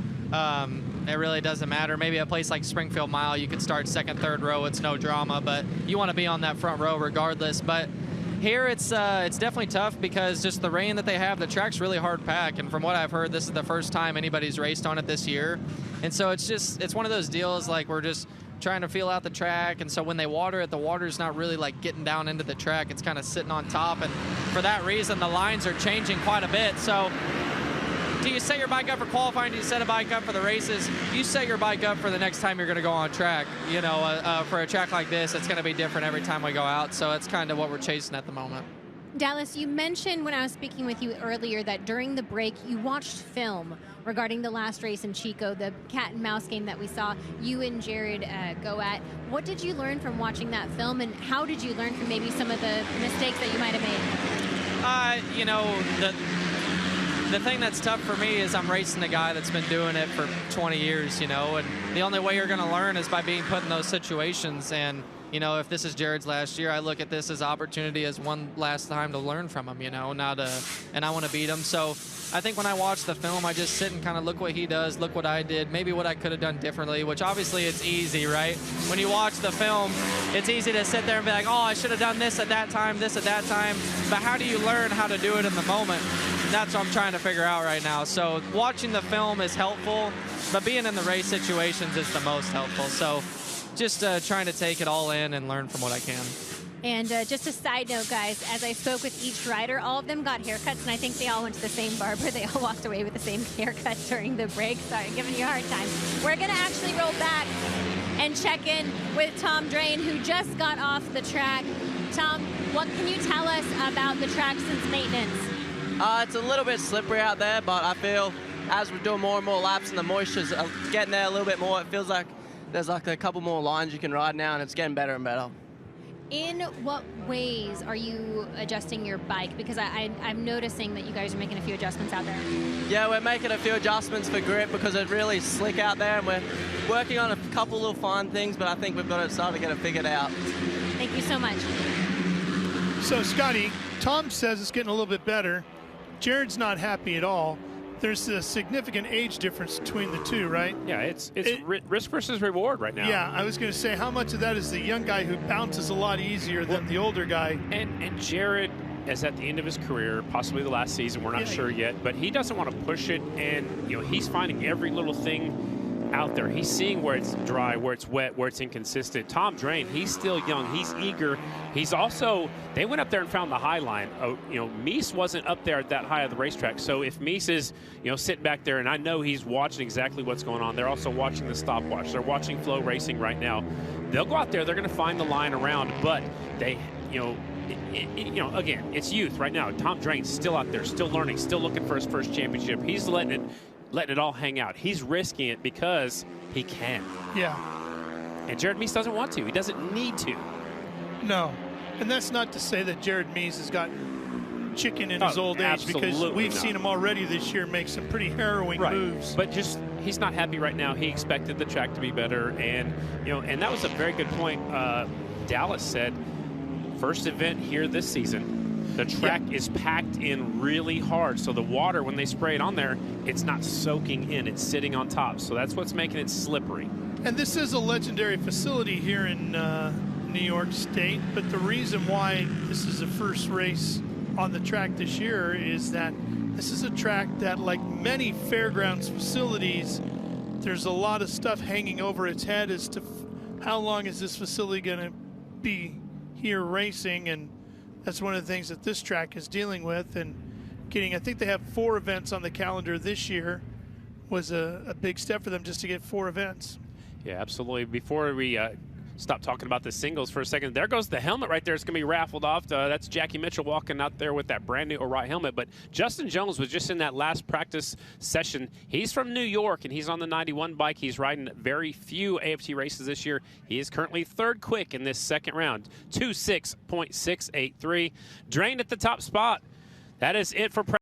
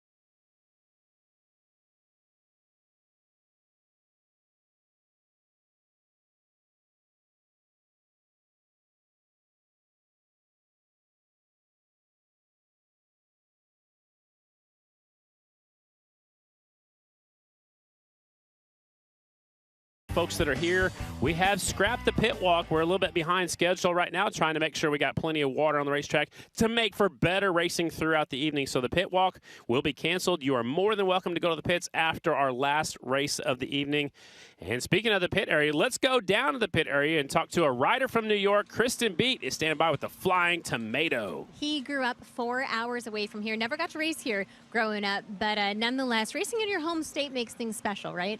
Yeah, it does. It's great. You know, I'm able to have some friends and family come out and watch, and it just kind of gives you a little bit of energy because, you know, when you come to your home state, you want to represent. I'm a New Yorker, so I'm a little bit far from home, 4 hours, but, you know, it's still New York. What can you tell us about the direction the track is trending? You're so good at describing setup and track conditions. What can you tell us? It's tricky. It's really dusty. It's hard to see right now out there, and it's just, you know, they're laying down water, but it's just absorbing right into it. And, you know, within a few laps, it's back to being dusty. So in that last session, they put down water, and part of the track got dusty, and part of it was like a slippery level where certain riders, you know, we were ready to pull over and like, you guys got to go fix the track. It's tough. Well, we hope that you find a fast way around there, because we would love nothing more than to see Colby Carlisle in victory lane in his home state, guys. The Flying Tomato on the G&G Racing Yamaha. That team has won 2 Production Twins championships with Corey Texter. And, you know, Colby's doing an excellent job here in the premier class, the Mission Super Twins. He's up there. Looks like he's about 11th or 12th in the points, right around that area. But, again, they're putting more moisture on the racetrack, and there's a lot going on out there in the Midway. And there's a look at the racetrack right there, Ralph. You can see the different colored dirt because there's more moisture, less moisture.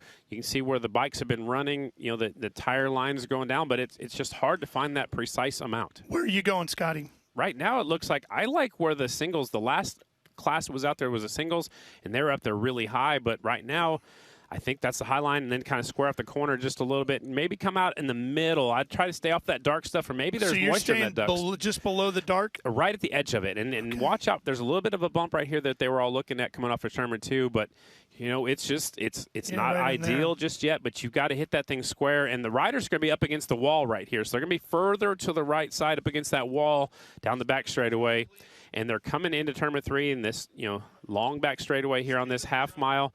And they're going into Tournament 3 right now, Ralph. So, Scotty, we're going to ride with the drone here. You and I noticed a bump coming off of 4, too. Let's see if we can find it on the drone here. Yes. It was kind of on the inside line on the bottom of 4. And I was expecting it to be more of the bump going across between turns 3 and 4, because right there is where they let the vehicles go on and off the racetrack, right in the middle of the corner. You don't want to go too low. Obviously, it's really soft, really spongy. That's from all the rain last night. But, you know, some of the riders in the first round of practice were right around the very bottom. There is where the cars go across the racetrack, and then they're hard on the gas right here. And, again, you can see the high line way up there. We're running near the bottom of the racetrack right here. So here's a little ripple right there that we're going over right now. And right where that gentleman is in the yellow, just past him, is where we were seeing a little bit of a bump right next to that Royal Infield flag. Yeah, right there on the very bottom.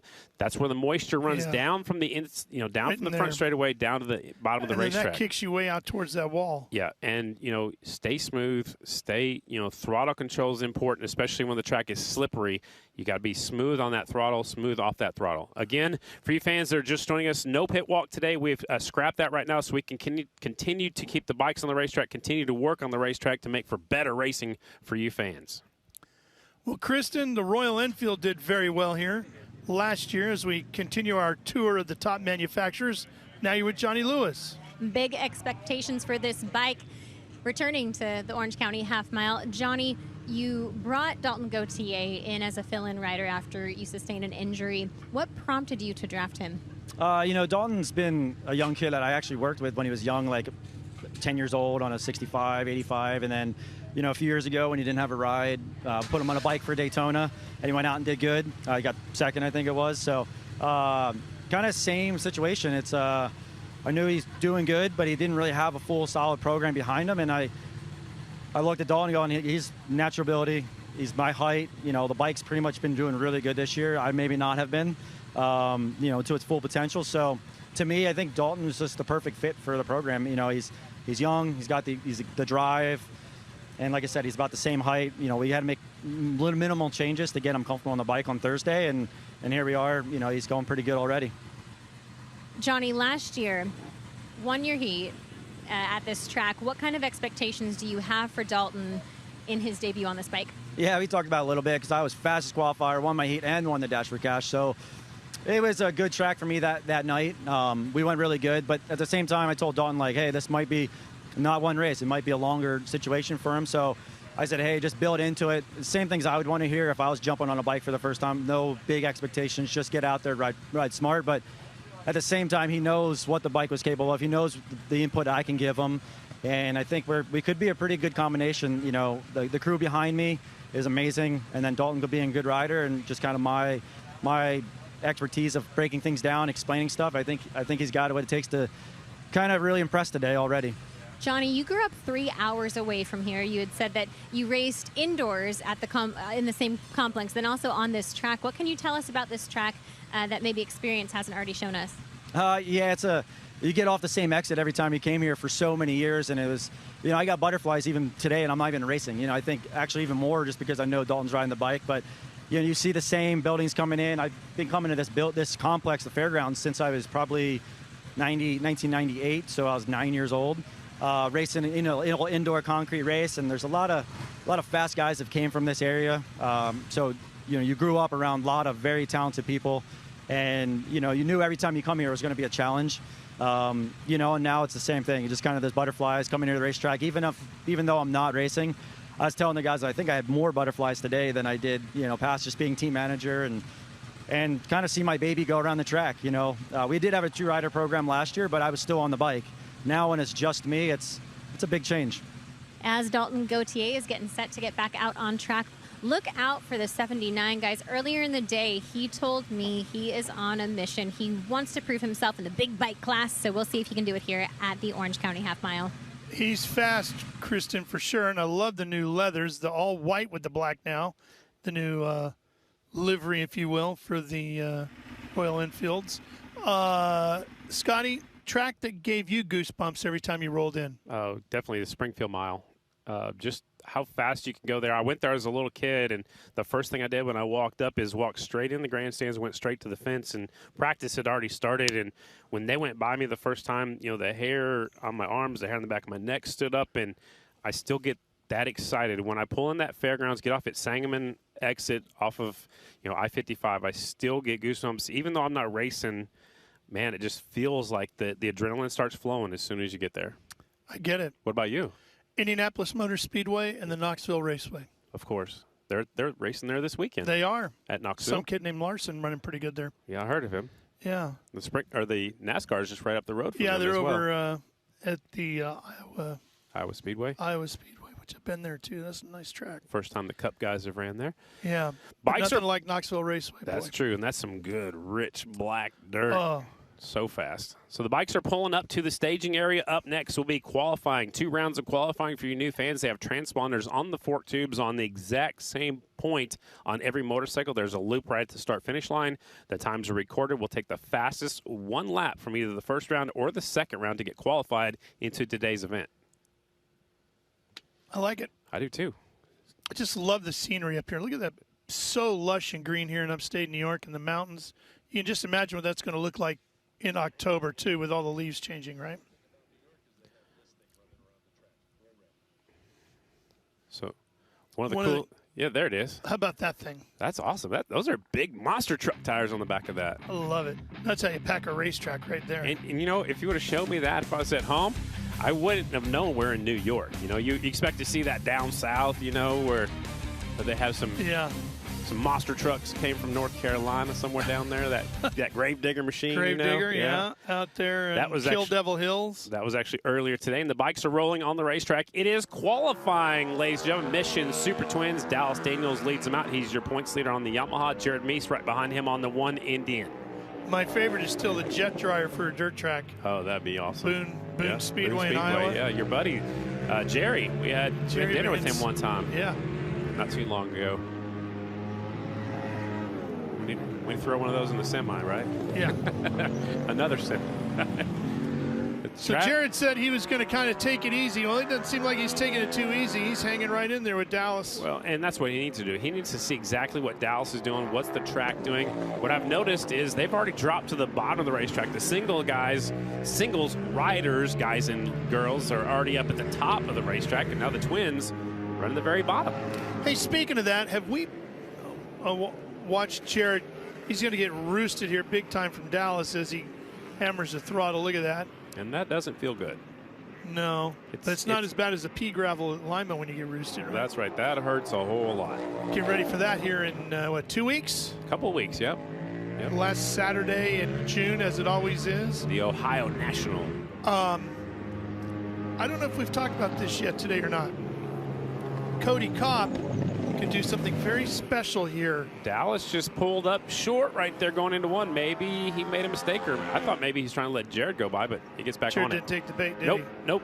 But Cody could do something very special here today. If he gets his 19th win today, he would tie the great Shayna Texter for most wins ever in the single category. Yeah, and that's just incredible because it's only Cody's third full season, with us here in Progressive American Flat Track, and Shayna's not done yet. Kristen, when you were still outside, Kristen was in the booth with us for a little while, and she still thinks that Shayna's got a few more wins in her, and she very well could. We're going to Lima. She's won at Lima. We're going to go to a couple of miles. She's going to be very strong at DuQuoin, very strong at Springfield. So just because Cody could tie her tonight doesn't mean he's going to surpass her just yet. No, and even if he does, that takes nothing away from the accomplishment of Shayna Texter Bauman and what she's done in her career, because she set the bar very high. And she is the only female to win at this level. Yeah. Incredible. Oh, wow. Van de Kooi got really sideways coming off a 2. I saw him at the back of the screen right there behind Price. Okay, that brings me to another question then, All right. Scotty. Yep. How long till we see another young lady do that? You see a lot of the amateur races. Do you see anybody in the pipeline that you're keeping an eye on? There's not a lot quite ready to go up there just yet. I know we have Jess Reynolds racing with us here today. She's from Pennsylvania.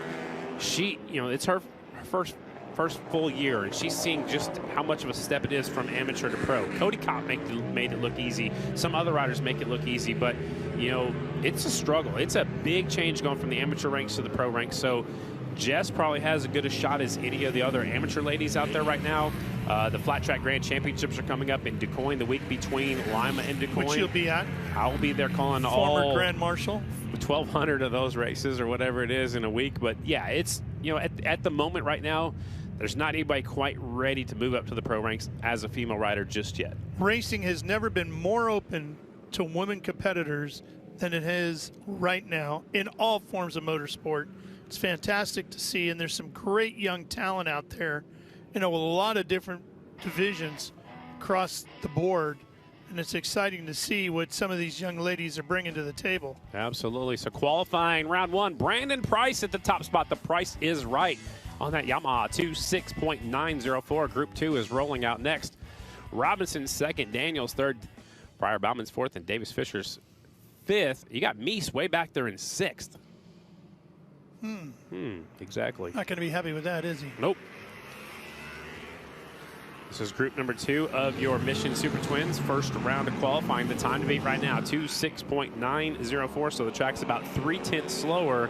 Actually, about 2/10 slower than it was the last time they went out. The 92 has that top spot. There's Cameron Smith on the 34. Kind of nursing a sore knee still that he injured at the Texas half mile, but he's out here. He's a true competitor. He's from Pennsylvania. Playing through the pain. There you go. Colby Carlisle out there chasing him. Flying Tomato from 4 hours away. He's from New York. The only rider in the Super Twins class from the state of New York. Right behind him is the Screaming Demon, Declan Bender on the 70 bike. We're trying to see if that's going to stick. Screaming Demon? Yeah, I don't know. As opposed to the Demon of Screaming. You know who that is? I don't know that. The Demon of Screaming is Steven Tyler. Really? Yeah. I didn't know Aerosmith was a demon. Well, no, but that was his. I'm just saying.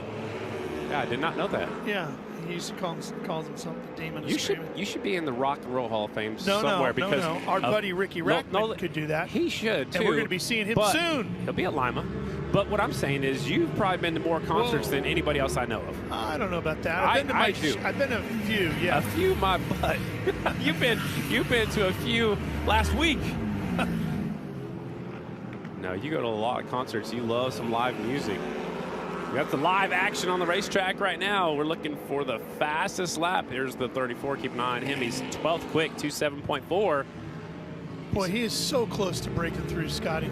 He's right there on the edge, and I know he's... And you know, this is the kind of track that could balance out the field that way too, right? If you got to be really good on that throttle, it really evens out the playing field too, right? I mean, guy could catch a break, be in the right place at the right time when some of the guys you expect to be contending for the win maybe make a mistake and that door opens up, and a guy like Cameron could slide right through, or Dalton Gauthier on this Royal Enfield. Yeah, Dalton, you know, he's looking for a big break, and, you know, maybe he's auditioning for a ride for the rest of the season. You know, obviously they've got enough faith in him. They've got him a set of leathers. He can pick between the black ones or the white ones just like Johnny did, and they've both been using those white leathers, and he's looking for his best career finish. Right now he's currently 10th quick. Dalton Gauthier is on the 79 Royal Enfield. And Declan Bender out there here in his rookie season on the 70 bike. He won the singles rookie of the year last year. This racetrack has produced one first-time winner. We raced here back a long time ago. Got any guesses? I know who won in '87 because I learned that earlier today. You remember the '87 winner? Probably my good buddy who will be here in just a little bit. He's here. Oh, Ronnie Jones made it? Ronnie Jones. Ronnie Jones, yep. He'll be in opening ceremonies. But Randy Goss. Randy Goss won got his first career win? victory here. Oh, how about that? Went on to be a Craftsman Truck Series crew chief. Sure did. Used to see him all the time on pit road in the garage area. I do like the all-white get-up right there. The bike is white. The leathers are white. You know, kind of reminds me of my grandpa. He wore all white back then because the lights weren't as good and people couldn't see as well. That way Grandma could see him? That way, and also if he fell off, you wanted people to see him. That was his thinking back there. Smart. Yeah. So Brandon Price, fastest so far in this first round of qualifying. And that helmet right there is just like the one we're giving away. Raffling off for back on track. They got the tickets walking around the grandstand area. Also, they got a booth set up. You can buy raffle tickets for the XG 750. It's out.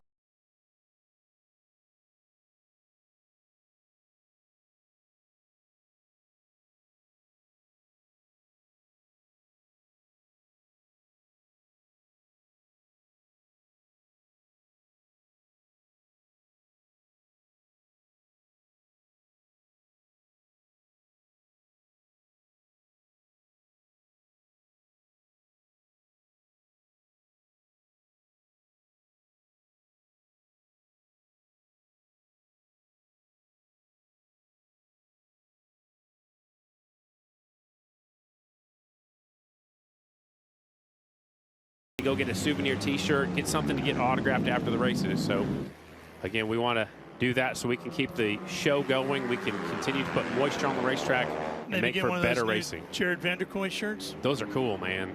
He's got 10 years and 10 different pictures on the front. Cody Kopp on the one. He won here last year. I thought Chase was going to get his first win of his career last year, but he was the bridesmaid. It was about one of his 6 in a row where he was second place last year. Remember too, Ralph, we were here in July last year. It was a lot warmer. It's going to cool off this evening. I think the track should get faster. Last year, the track seemed to slow down a little bit. When the moisture came up, it got slicker. I will say the ice cream was every bit as good in June as it was in July. Thanks to Brad Jones for buying the ice cream for it. Treating everybody. Yeah, that ice cream cone I got was as big as me. Yeah, it was. Yeah. Oh, about half of me. I'm a pretty big old boy now. Cody Kopp to the top spot. There goes Sadov up to the high line. Long way around. It's fun when you're trying the high line and the leader checks up to run the bottom and you just stay on the throttle up to the high side. It feels like you're going 20 miles an hour faster than they are, but it is a longer way around. Now Chase drops to the bottom of the racetrack, downshift, so he's trying the bottom of the track this time, trying to find some rubber or some moisture. He let it eat all the way across, didn't he? Yeah, he kind of slid right up to the high side, so just searching, and this is the time to do it. You know, when it's still practice and qualifying. Yeah, qualifying is important. When it's race time, you can't maybe search around as much as you can right now. Sadov hit that little bump that you found earlier coming off of 4, but didn't slow him down. He's pretty quick on the bottom. Yeah, and then he's going to try to drift right up in front of Cody Kopp. Slide job there. I don't know if I would have showed him my cards just yet, Ralph. It may be a little early for that. Yeah, let's see if this gets him the lap time he's searching for, though. Cody Cobb out there on that Parts Plus entry, but he also has help from Latest Motors and Bob Lanfear's Beaverton Motorcycle Company. So, you know, the sponsor lists are so long on some of these riders, sometimes we don't get to mention every single one of them. No. It's hard. It's tough. And it takes every one of them to go racing too, Ralph. So. Oh, yeah. Should always think MasterCard and Visa too, right? And mom and dad. Worn out. Yeah, mom and dad. Yeah. For feeding you. So trying all these different lines, kicking up a little bit more dust as the white flag is out. This is a good battle for this top spot. Boy, if our main event is just like this, I'll be happy with it. Me too. Say what you want about the racetrack. These two are racing it pretty hard. I like the different lines. And Drain's back there taking notes. He's sitting back there third on the racetrack, third on the speed charts. He's not catching these two, though, is he? No, not yet. He's just kind of maybe watching a little bit and trying to maybe be cautious in that dust. Back there in that third spot as the checkered flag is out. Kopp at the top spot. Sat up the inside. How about a 2.6.81 and a 2.6.82 for the top two riders? Separated by a 10th. Or 100th. Yeah, Evan Renshaw, he's in his rookie season. He actually broke his collarbone here last year, the amateur night, because he wasn't pro yet. So he's up there 5th quick in this first round of qualifying, the 2.65. He's also from Pennsylvania. Cody Kopp, 2.6.813. So it's slowed down a little bit every time they've gone out as the moisture goes away from the racetrack. The fastest time they were out there was the first round of practice when it was the driest, which is, I would think, the opposite. I think when they put water down, it would get faster, but it's slowing down just a little bit each time they go out. Group number 2 is up next. The time to beat, 2.6.813.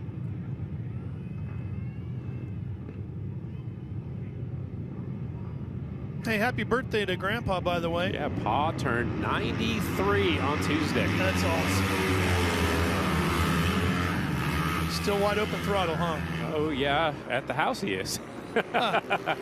he said Graham's hearing's going bad. I said maybe just in her left ear because she's trying to mute you out a little bit. But could be. They watch every single race at home, and their goal right now is to try to make it to the Springfield Mile. That's Graham's favorite race of the season. I hope we see them there. That would be awesome. Well, happy birthday, Pa. Congratulations on 93. That's fantastic. Also, happy Father's Day going out to Pa, who raised 4 kids, and to all the dads, including you, Ralph. You as well, my friend. Thank you so much.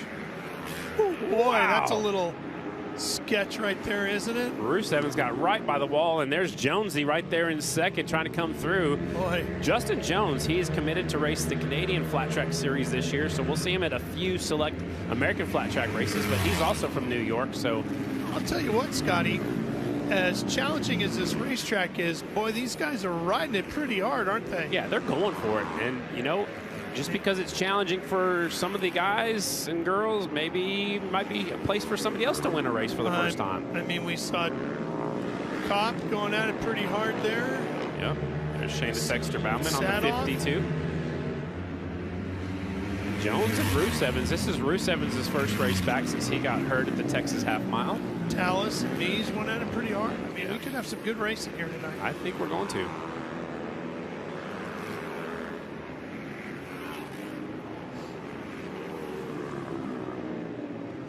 There's Shayna Texter-Bauman, the 52 right there.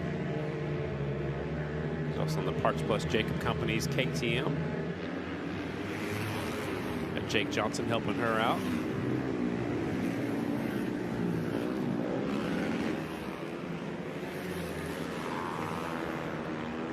Corey Texter put a picture of their dad, I think from yesterday would have been their dad's birthday, and I think it was from Middletown actually. Had some checkered flags, and Randy Texter sitting on the finish line.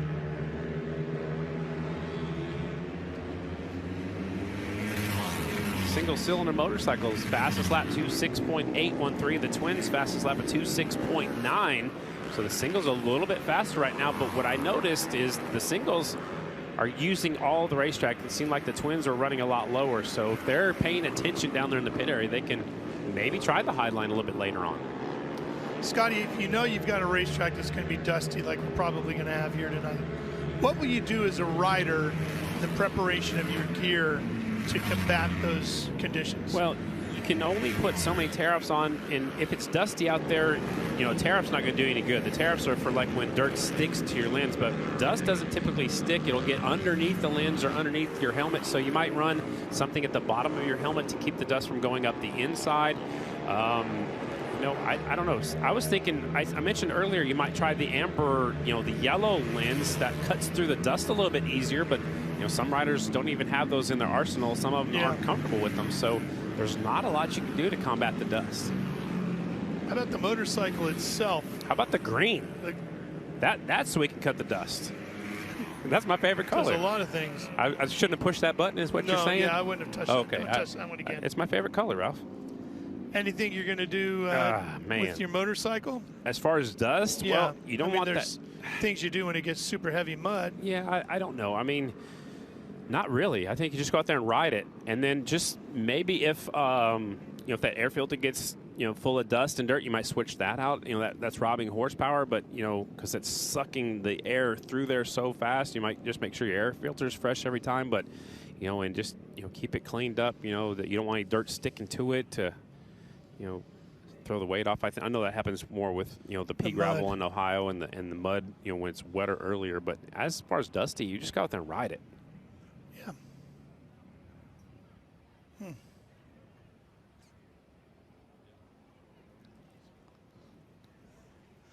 All right. Well, sounds like we're going to take a quick break here, Scotty.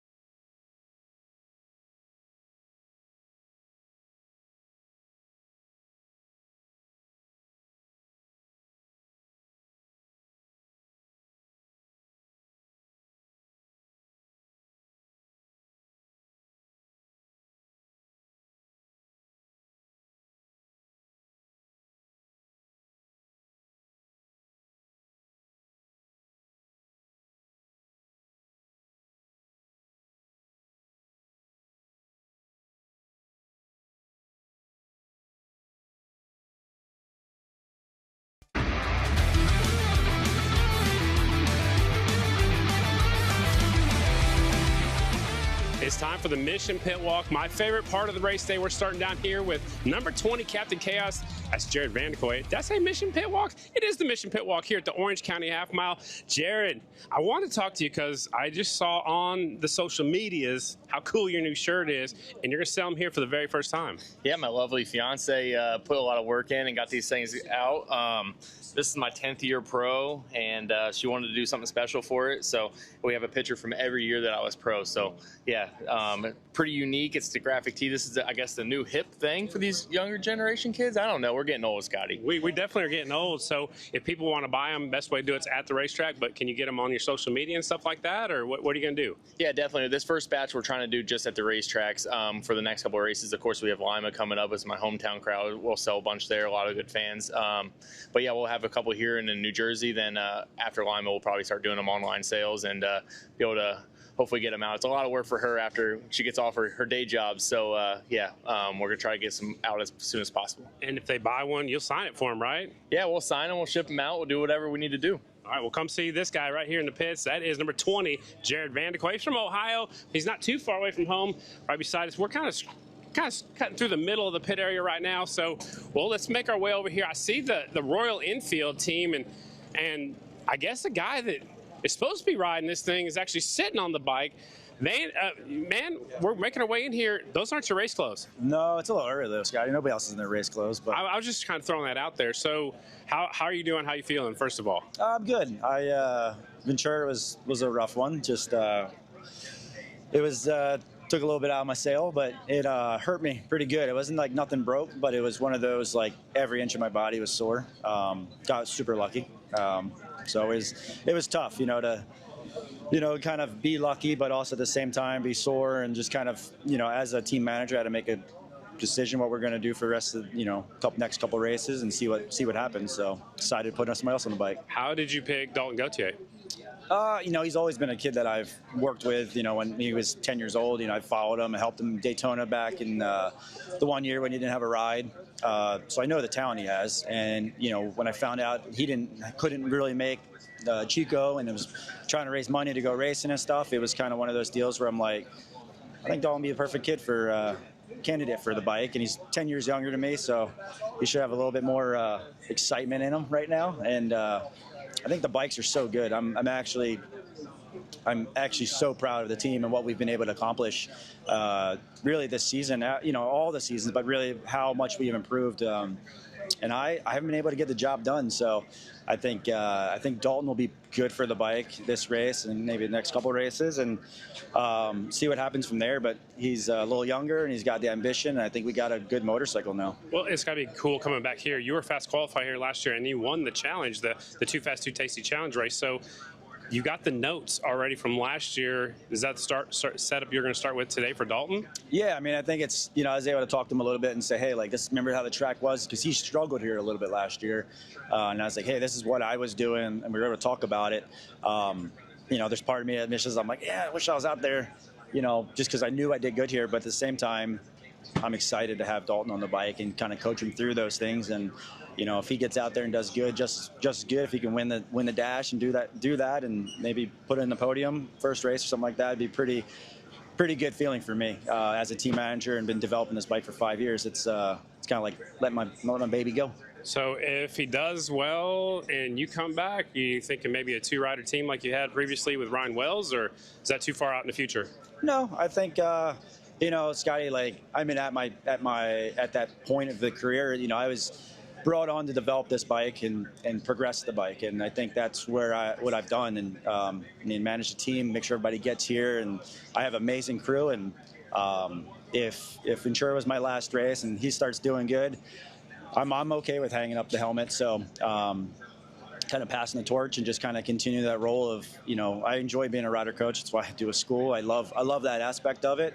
I think my role is to just get that Royal Enfield as fast as we could, and we showed this season like multiple times. We got in the top three. We didn't start there. We got there. So I wasn't able to finish those races as best as we were. So I think we'll see what happens. I'm excited to get him on the bike this weekend, and then look for the future of the program. That's Johnny Lewis right there. A new hat this weekend. He'll be basically a team manager / rider coach to help out Dalton Gauthier.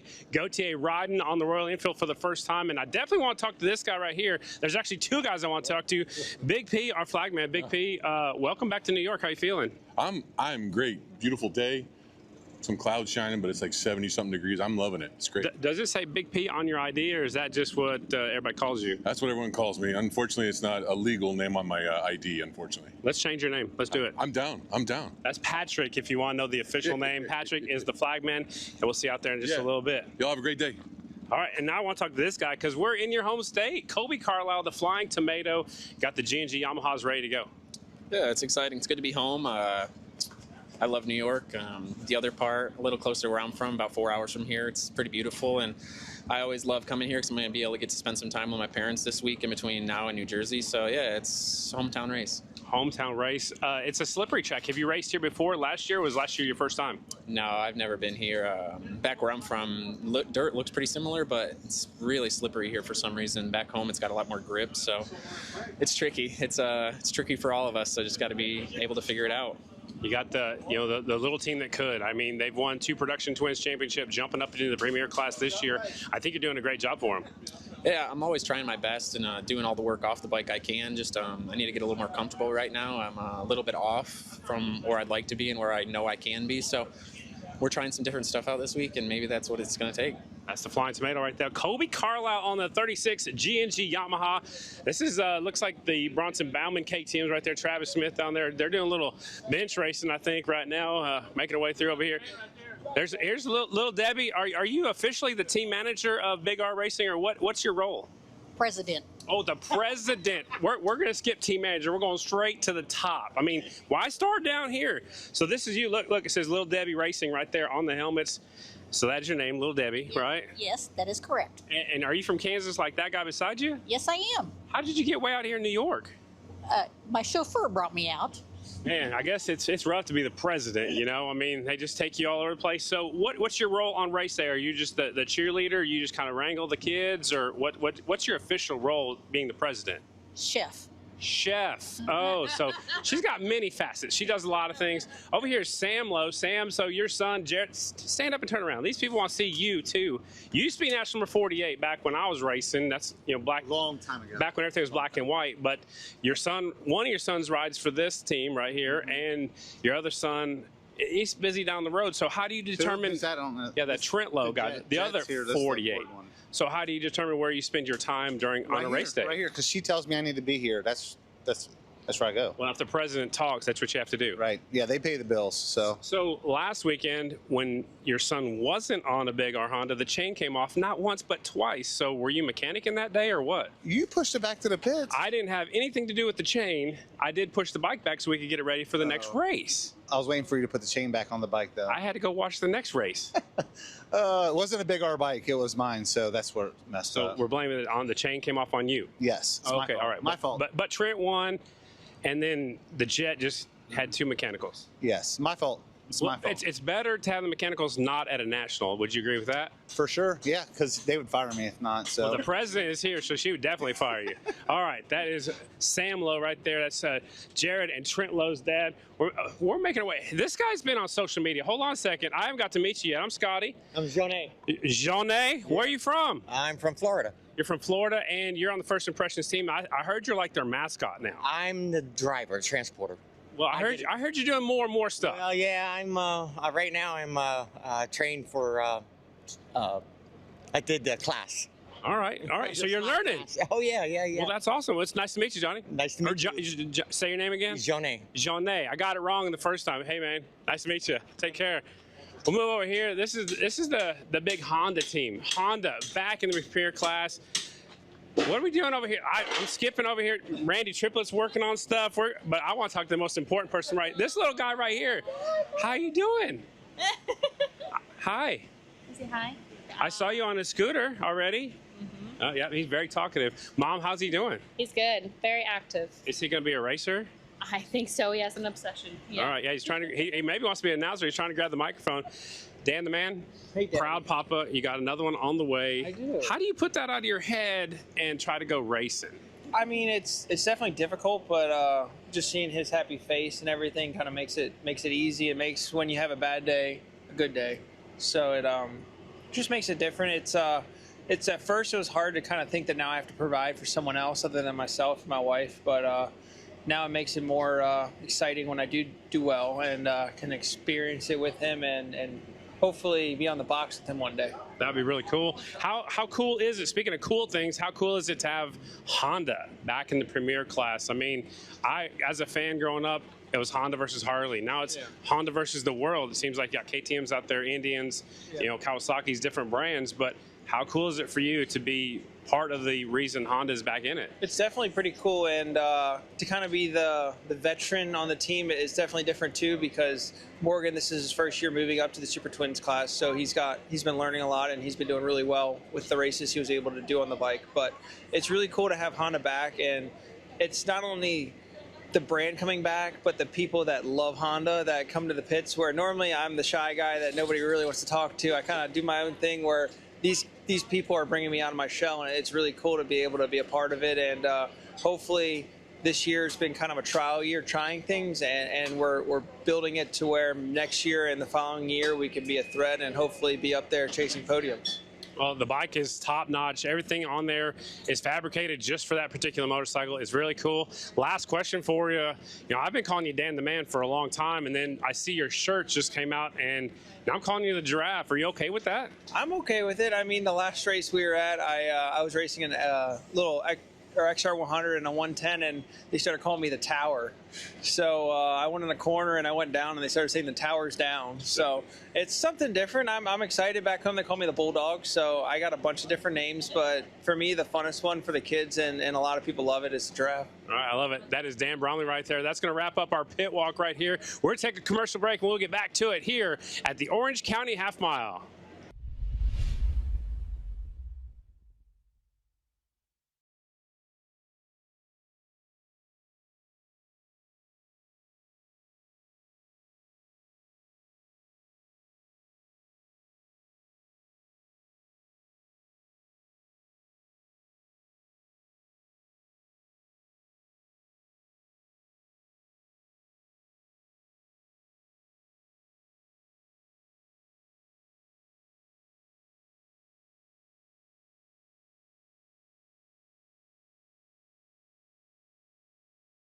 Of Progressive American Flat Track, your single source of brake components for motorcycles, ATVs, and UTVs in racing, off-road, and for street use. Try the improved brake performance of the all-new SBS Better Brake Series. Find the brake pads, rotors, and clutch kits that match your bike on sbsbrakes.com.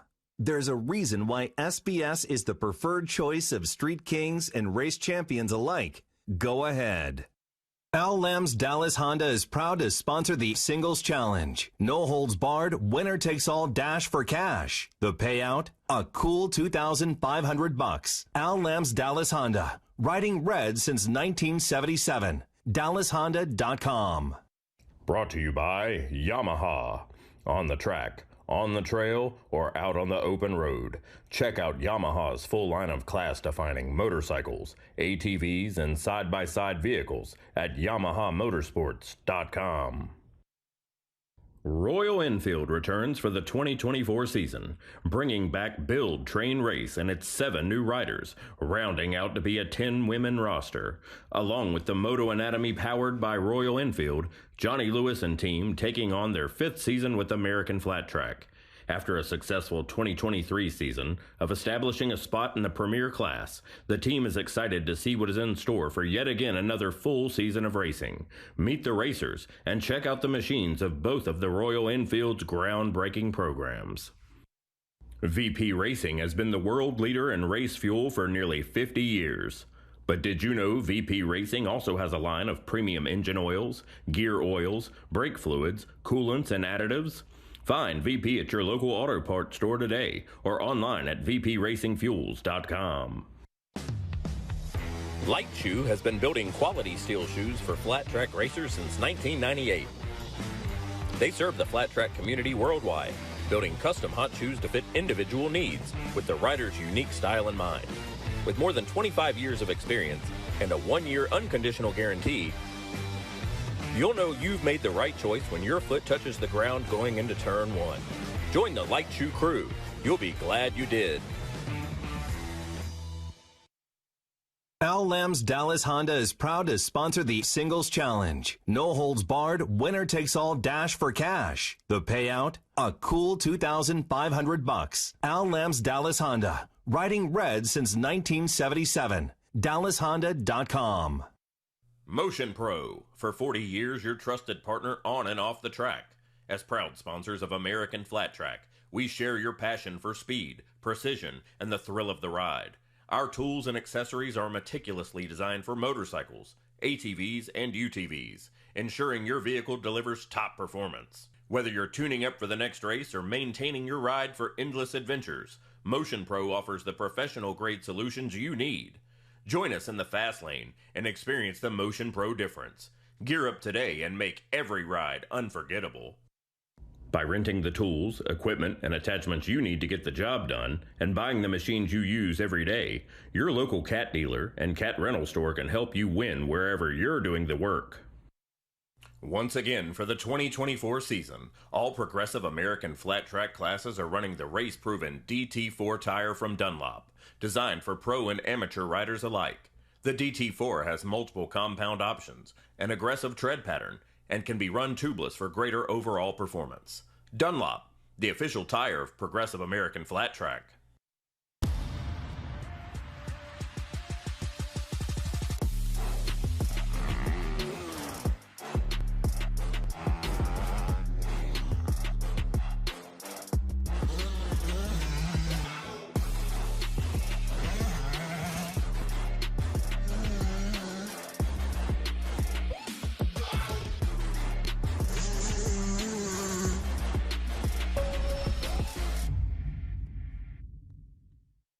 Whatever you're using your internet for, you need speed.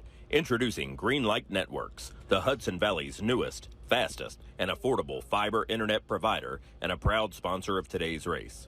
Whether you're a gamer, streamer, binge watcher, video chat user, or small business owner, with Greenlight, you get amazingly fast and reliable gig speed streaming into every connected device in your home or business.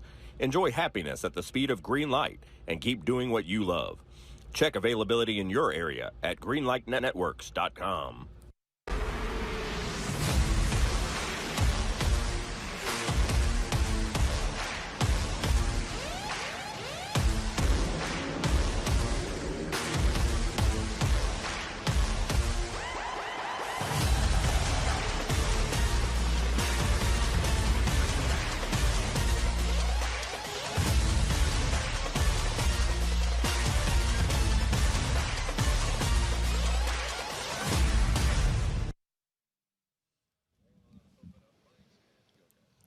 Welcome back to the Orange County Half Mile, just about set to go with our second round of qualifying. Again, no pit walk for today. It will be after the races because we're going to continue to work on that racetrack as many times and as much as we can before we get set to go with racing action. And that will be coming up after our opening ceremonies. Might get some laps in this thing later on, huh, Scotty? What do you think? I thought that was you driving earlier. I'd love to, man. Maybe we should take that to go out to eat tonight. We get done. I love it.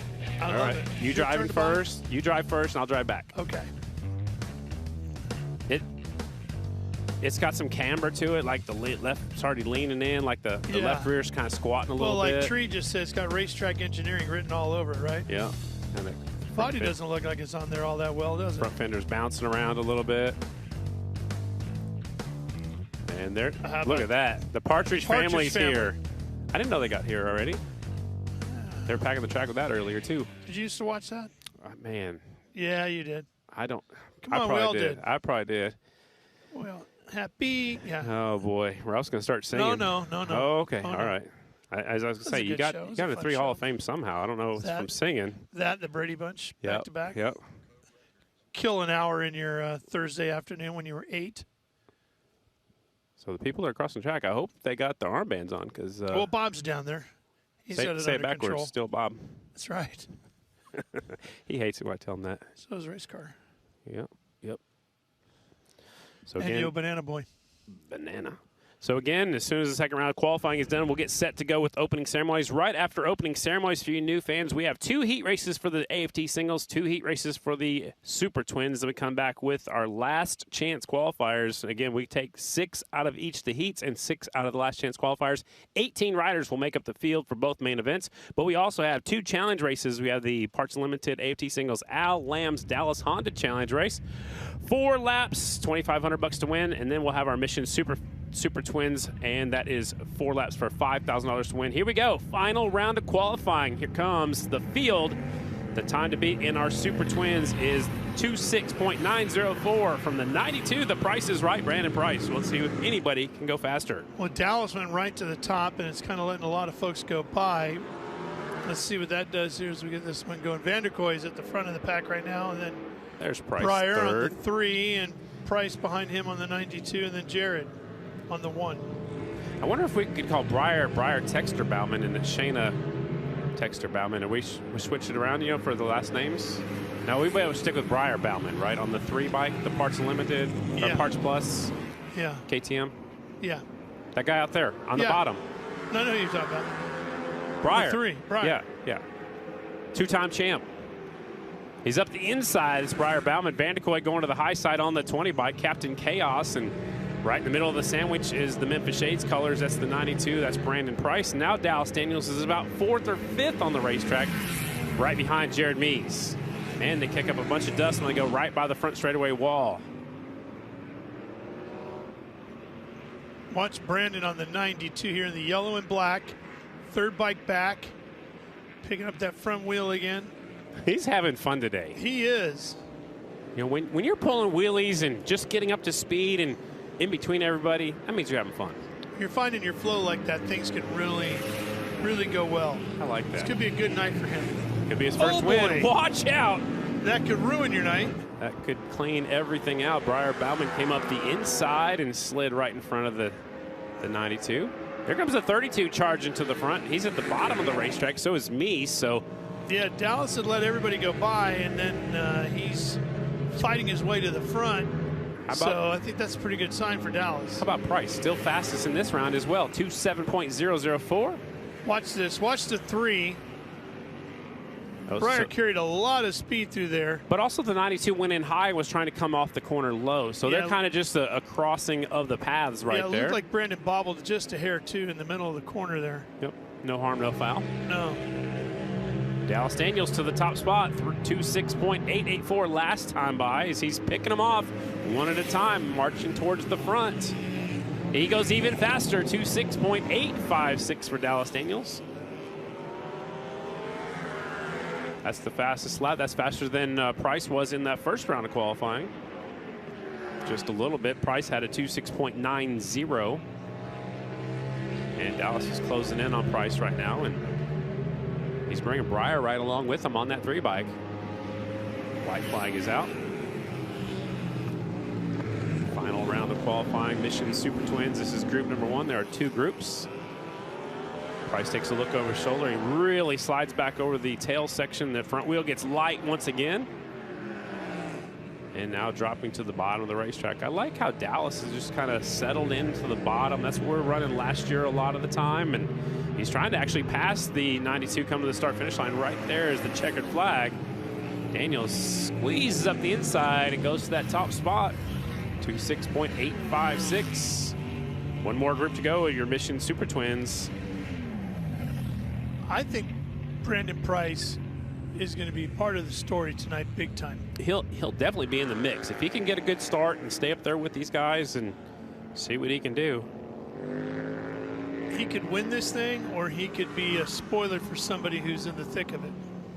Exactly. That was group number 1. Group number 2 is up next for your Mission Super Twins. They, again, coming out according to their point standings. 34, Cameron Smith. 36, Colby Carlisle from New York. 70 is Declan Bender. How about the airbender? You like that one? I like that one a lot. All right, somebody sent me that message a little while ago. 47, I like that. Michael Hill. The 107, Wyatt Vaughn. That's red. 99, Kevin Stallings. 166, Logan McGrain. 22 is Mitch Harvick. 16, Garrett Wilson. 29, Billy the Kid. That's Billy Ross in the 79. It's go time. Dalton Gauthier on the bike that was the fast qualifier here last year. Won the Too Fast, Too Tasty Challenge race last year. Had the number 10 bike. The 10 rider, Johnny Lewis, on it. Today, Johnny Lewis is the rider coach, and Dalton Gauthier is the pilot of the 79 Royal Enfield. And the Honda's back in 10th, by the way, with Dan Bromley. Not bad. There's only one Honda here. Morgan Mishler is on the heel right now. He's mending up from his crash at Ventura. He's scheduled to return right around DuQuoin. His little piggies are pointing the right direction, but they're awful ugly looking. That's important. Yeah, I think so. You know, the good thing is it's his right foot, which is used for braking, not his left foot, which you use to slide into the corners. Last qualifying session mission, Super Twins. Here goes the 109. There's the 99 of Kevin Stallings. Just graduated college from Purdue. Congratulations to Stallings. Boilermaker. Colby Carlisle moves into 8th.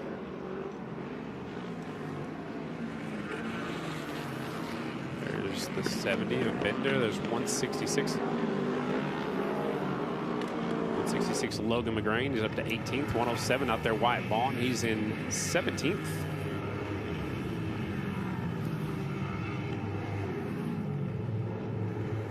Uh-oh. Oh, no. Dalton Gauthier. Dalton coasting. Looks like the bike is still running right there. He's twisting the throttle. I still see a chain on the motorcycle, but something wasn't right. So Dalton pulls into the infield, and he'll go take that bike to the mechanic area. Looks like there's air in both the tires, so just something wasn't right on the 79. Yeah, it's under power. He does get 22nd in this one. There are 22 Super Twins, so hopefully he'll have a good qualifying time from that first round.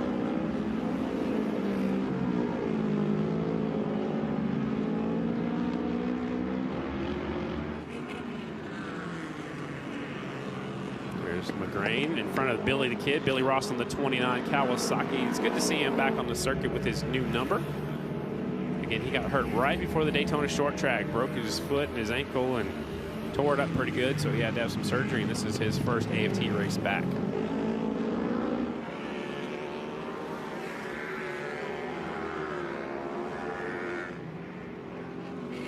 There's a look at the 99, the freak of nature, Kevin Stallings going by. And here comes the 29, the 166. Billy Ross from Flint, Michigan. Some other fast riders from up there in that area. The white flag is out. Billy Ross up to 11th, the highest qualifying Kawasaki in this round at least. 22 riders in our Super Twins class. We have 11 states being represented, plus Australia with Max Whale on the 18 Harley Davidson. And the check flag is out.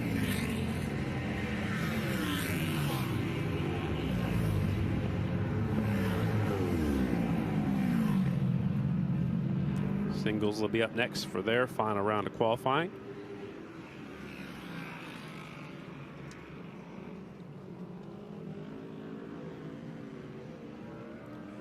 Take a look at the flow replay. This is Wyatt Vaughn. They call him red on the 107. Gets it pretty crossed up, staying crossed up. Trying to drop to the bottom of the racetrack. Here he comes and gets it really sideways right there. Hanging on to it. Going around that little bump that you found around there, turn number 4. But just got to let it all hang out. Wyatt Vaughn ends up 17th here in this second round. Declan Bender, he shows up around 9th.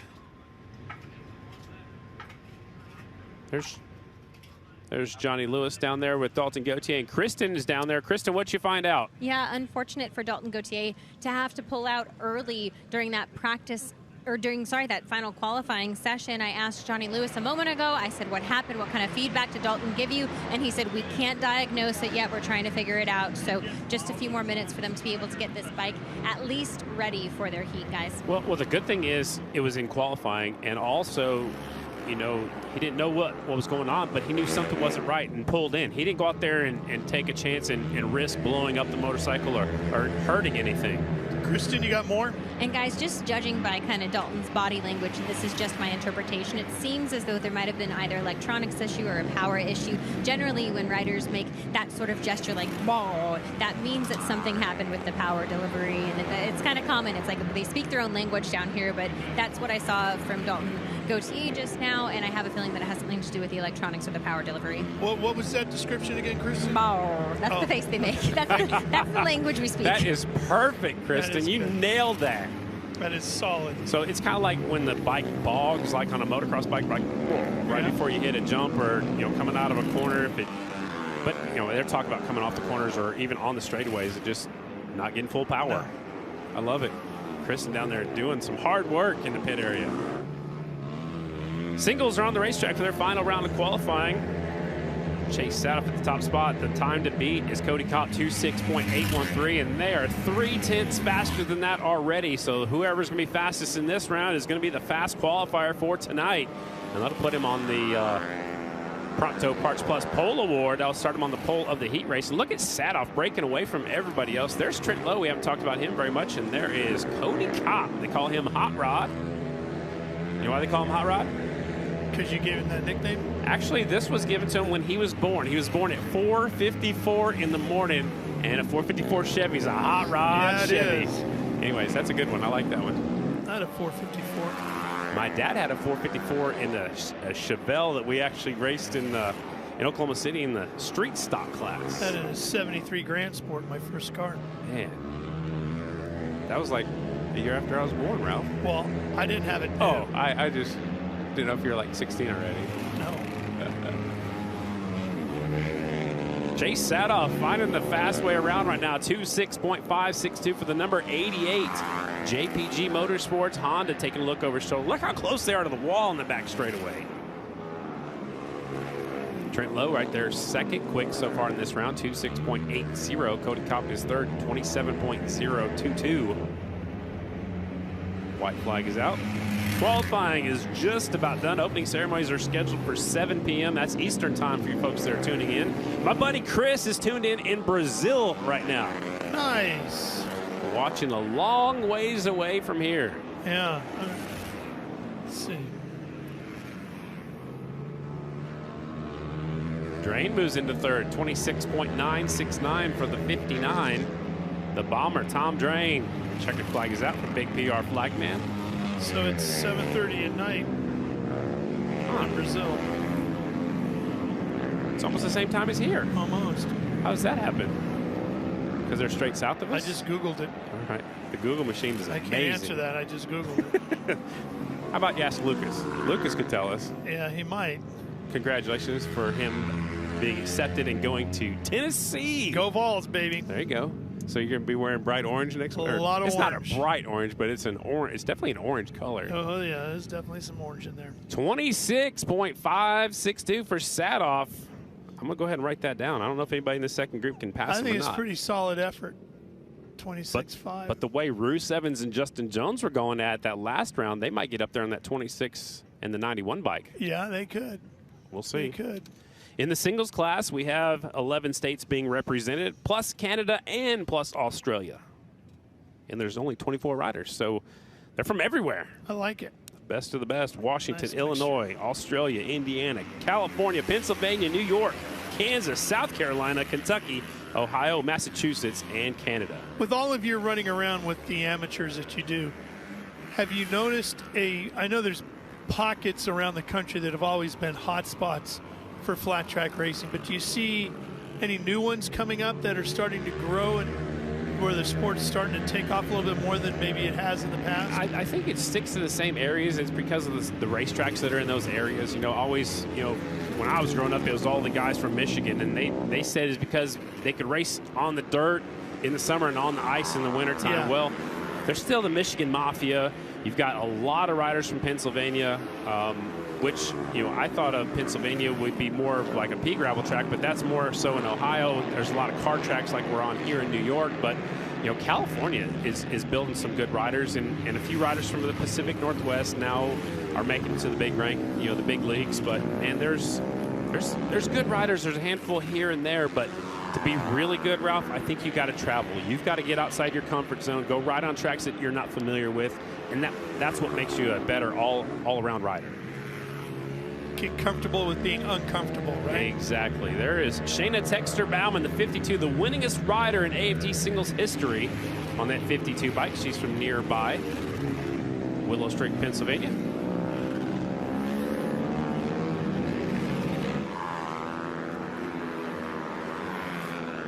The 52 bike currently 15th quick so far in this round. On that KTM right there. Follow the ponytail. How about Roos Evans up there 6th quick after coming off of an injury, first race back since Texas. You said he could be one to mix it up in here. And Jones Justin also, Jones. the 91. Wow. He's from Holly, New York. Justin Jones running a part-time AFT schedule with us. And there's Roos Evans on the 26, and there is 26 times 2, the 52. Shayna Texter-Bauman. She's currently 16th quick in this round. Again, they'll take the fastest times from the round 1 and round number 2. And Ralph, you were asking about, what can you do for your helmet? I just saw Shayna just reached up and she actually wiped off her shield instead of pulling a tear off. That way she's, it's just dust. It will wipe off easier. Yeah, exactly. But if the dirt sticks to it like clods or like loose pea gravel alignment, you pull a whole tear off. So maybe at this point you don't go with very many tear offs, if any. Another name we haven't said very much about today is Landon Kalzak on the 125 bike. He's on the KTM. He's up there in the 8th spot. Kalzak is also from New York.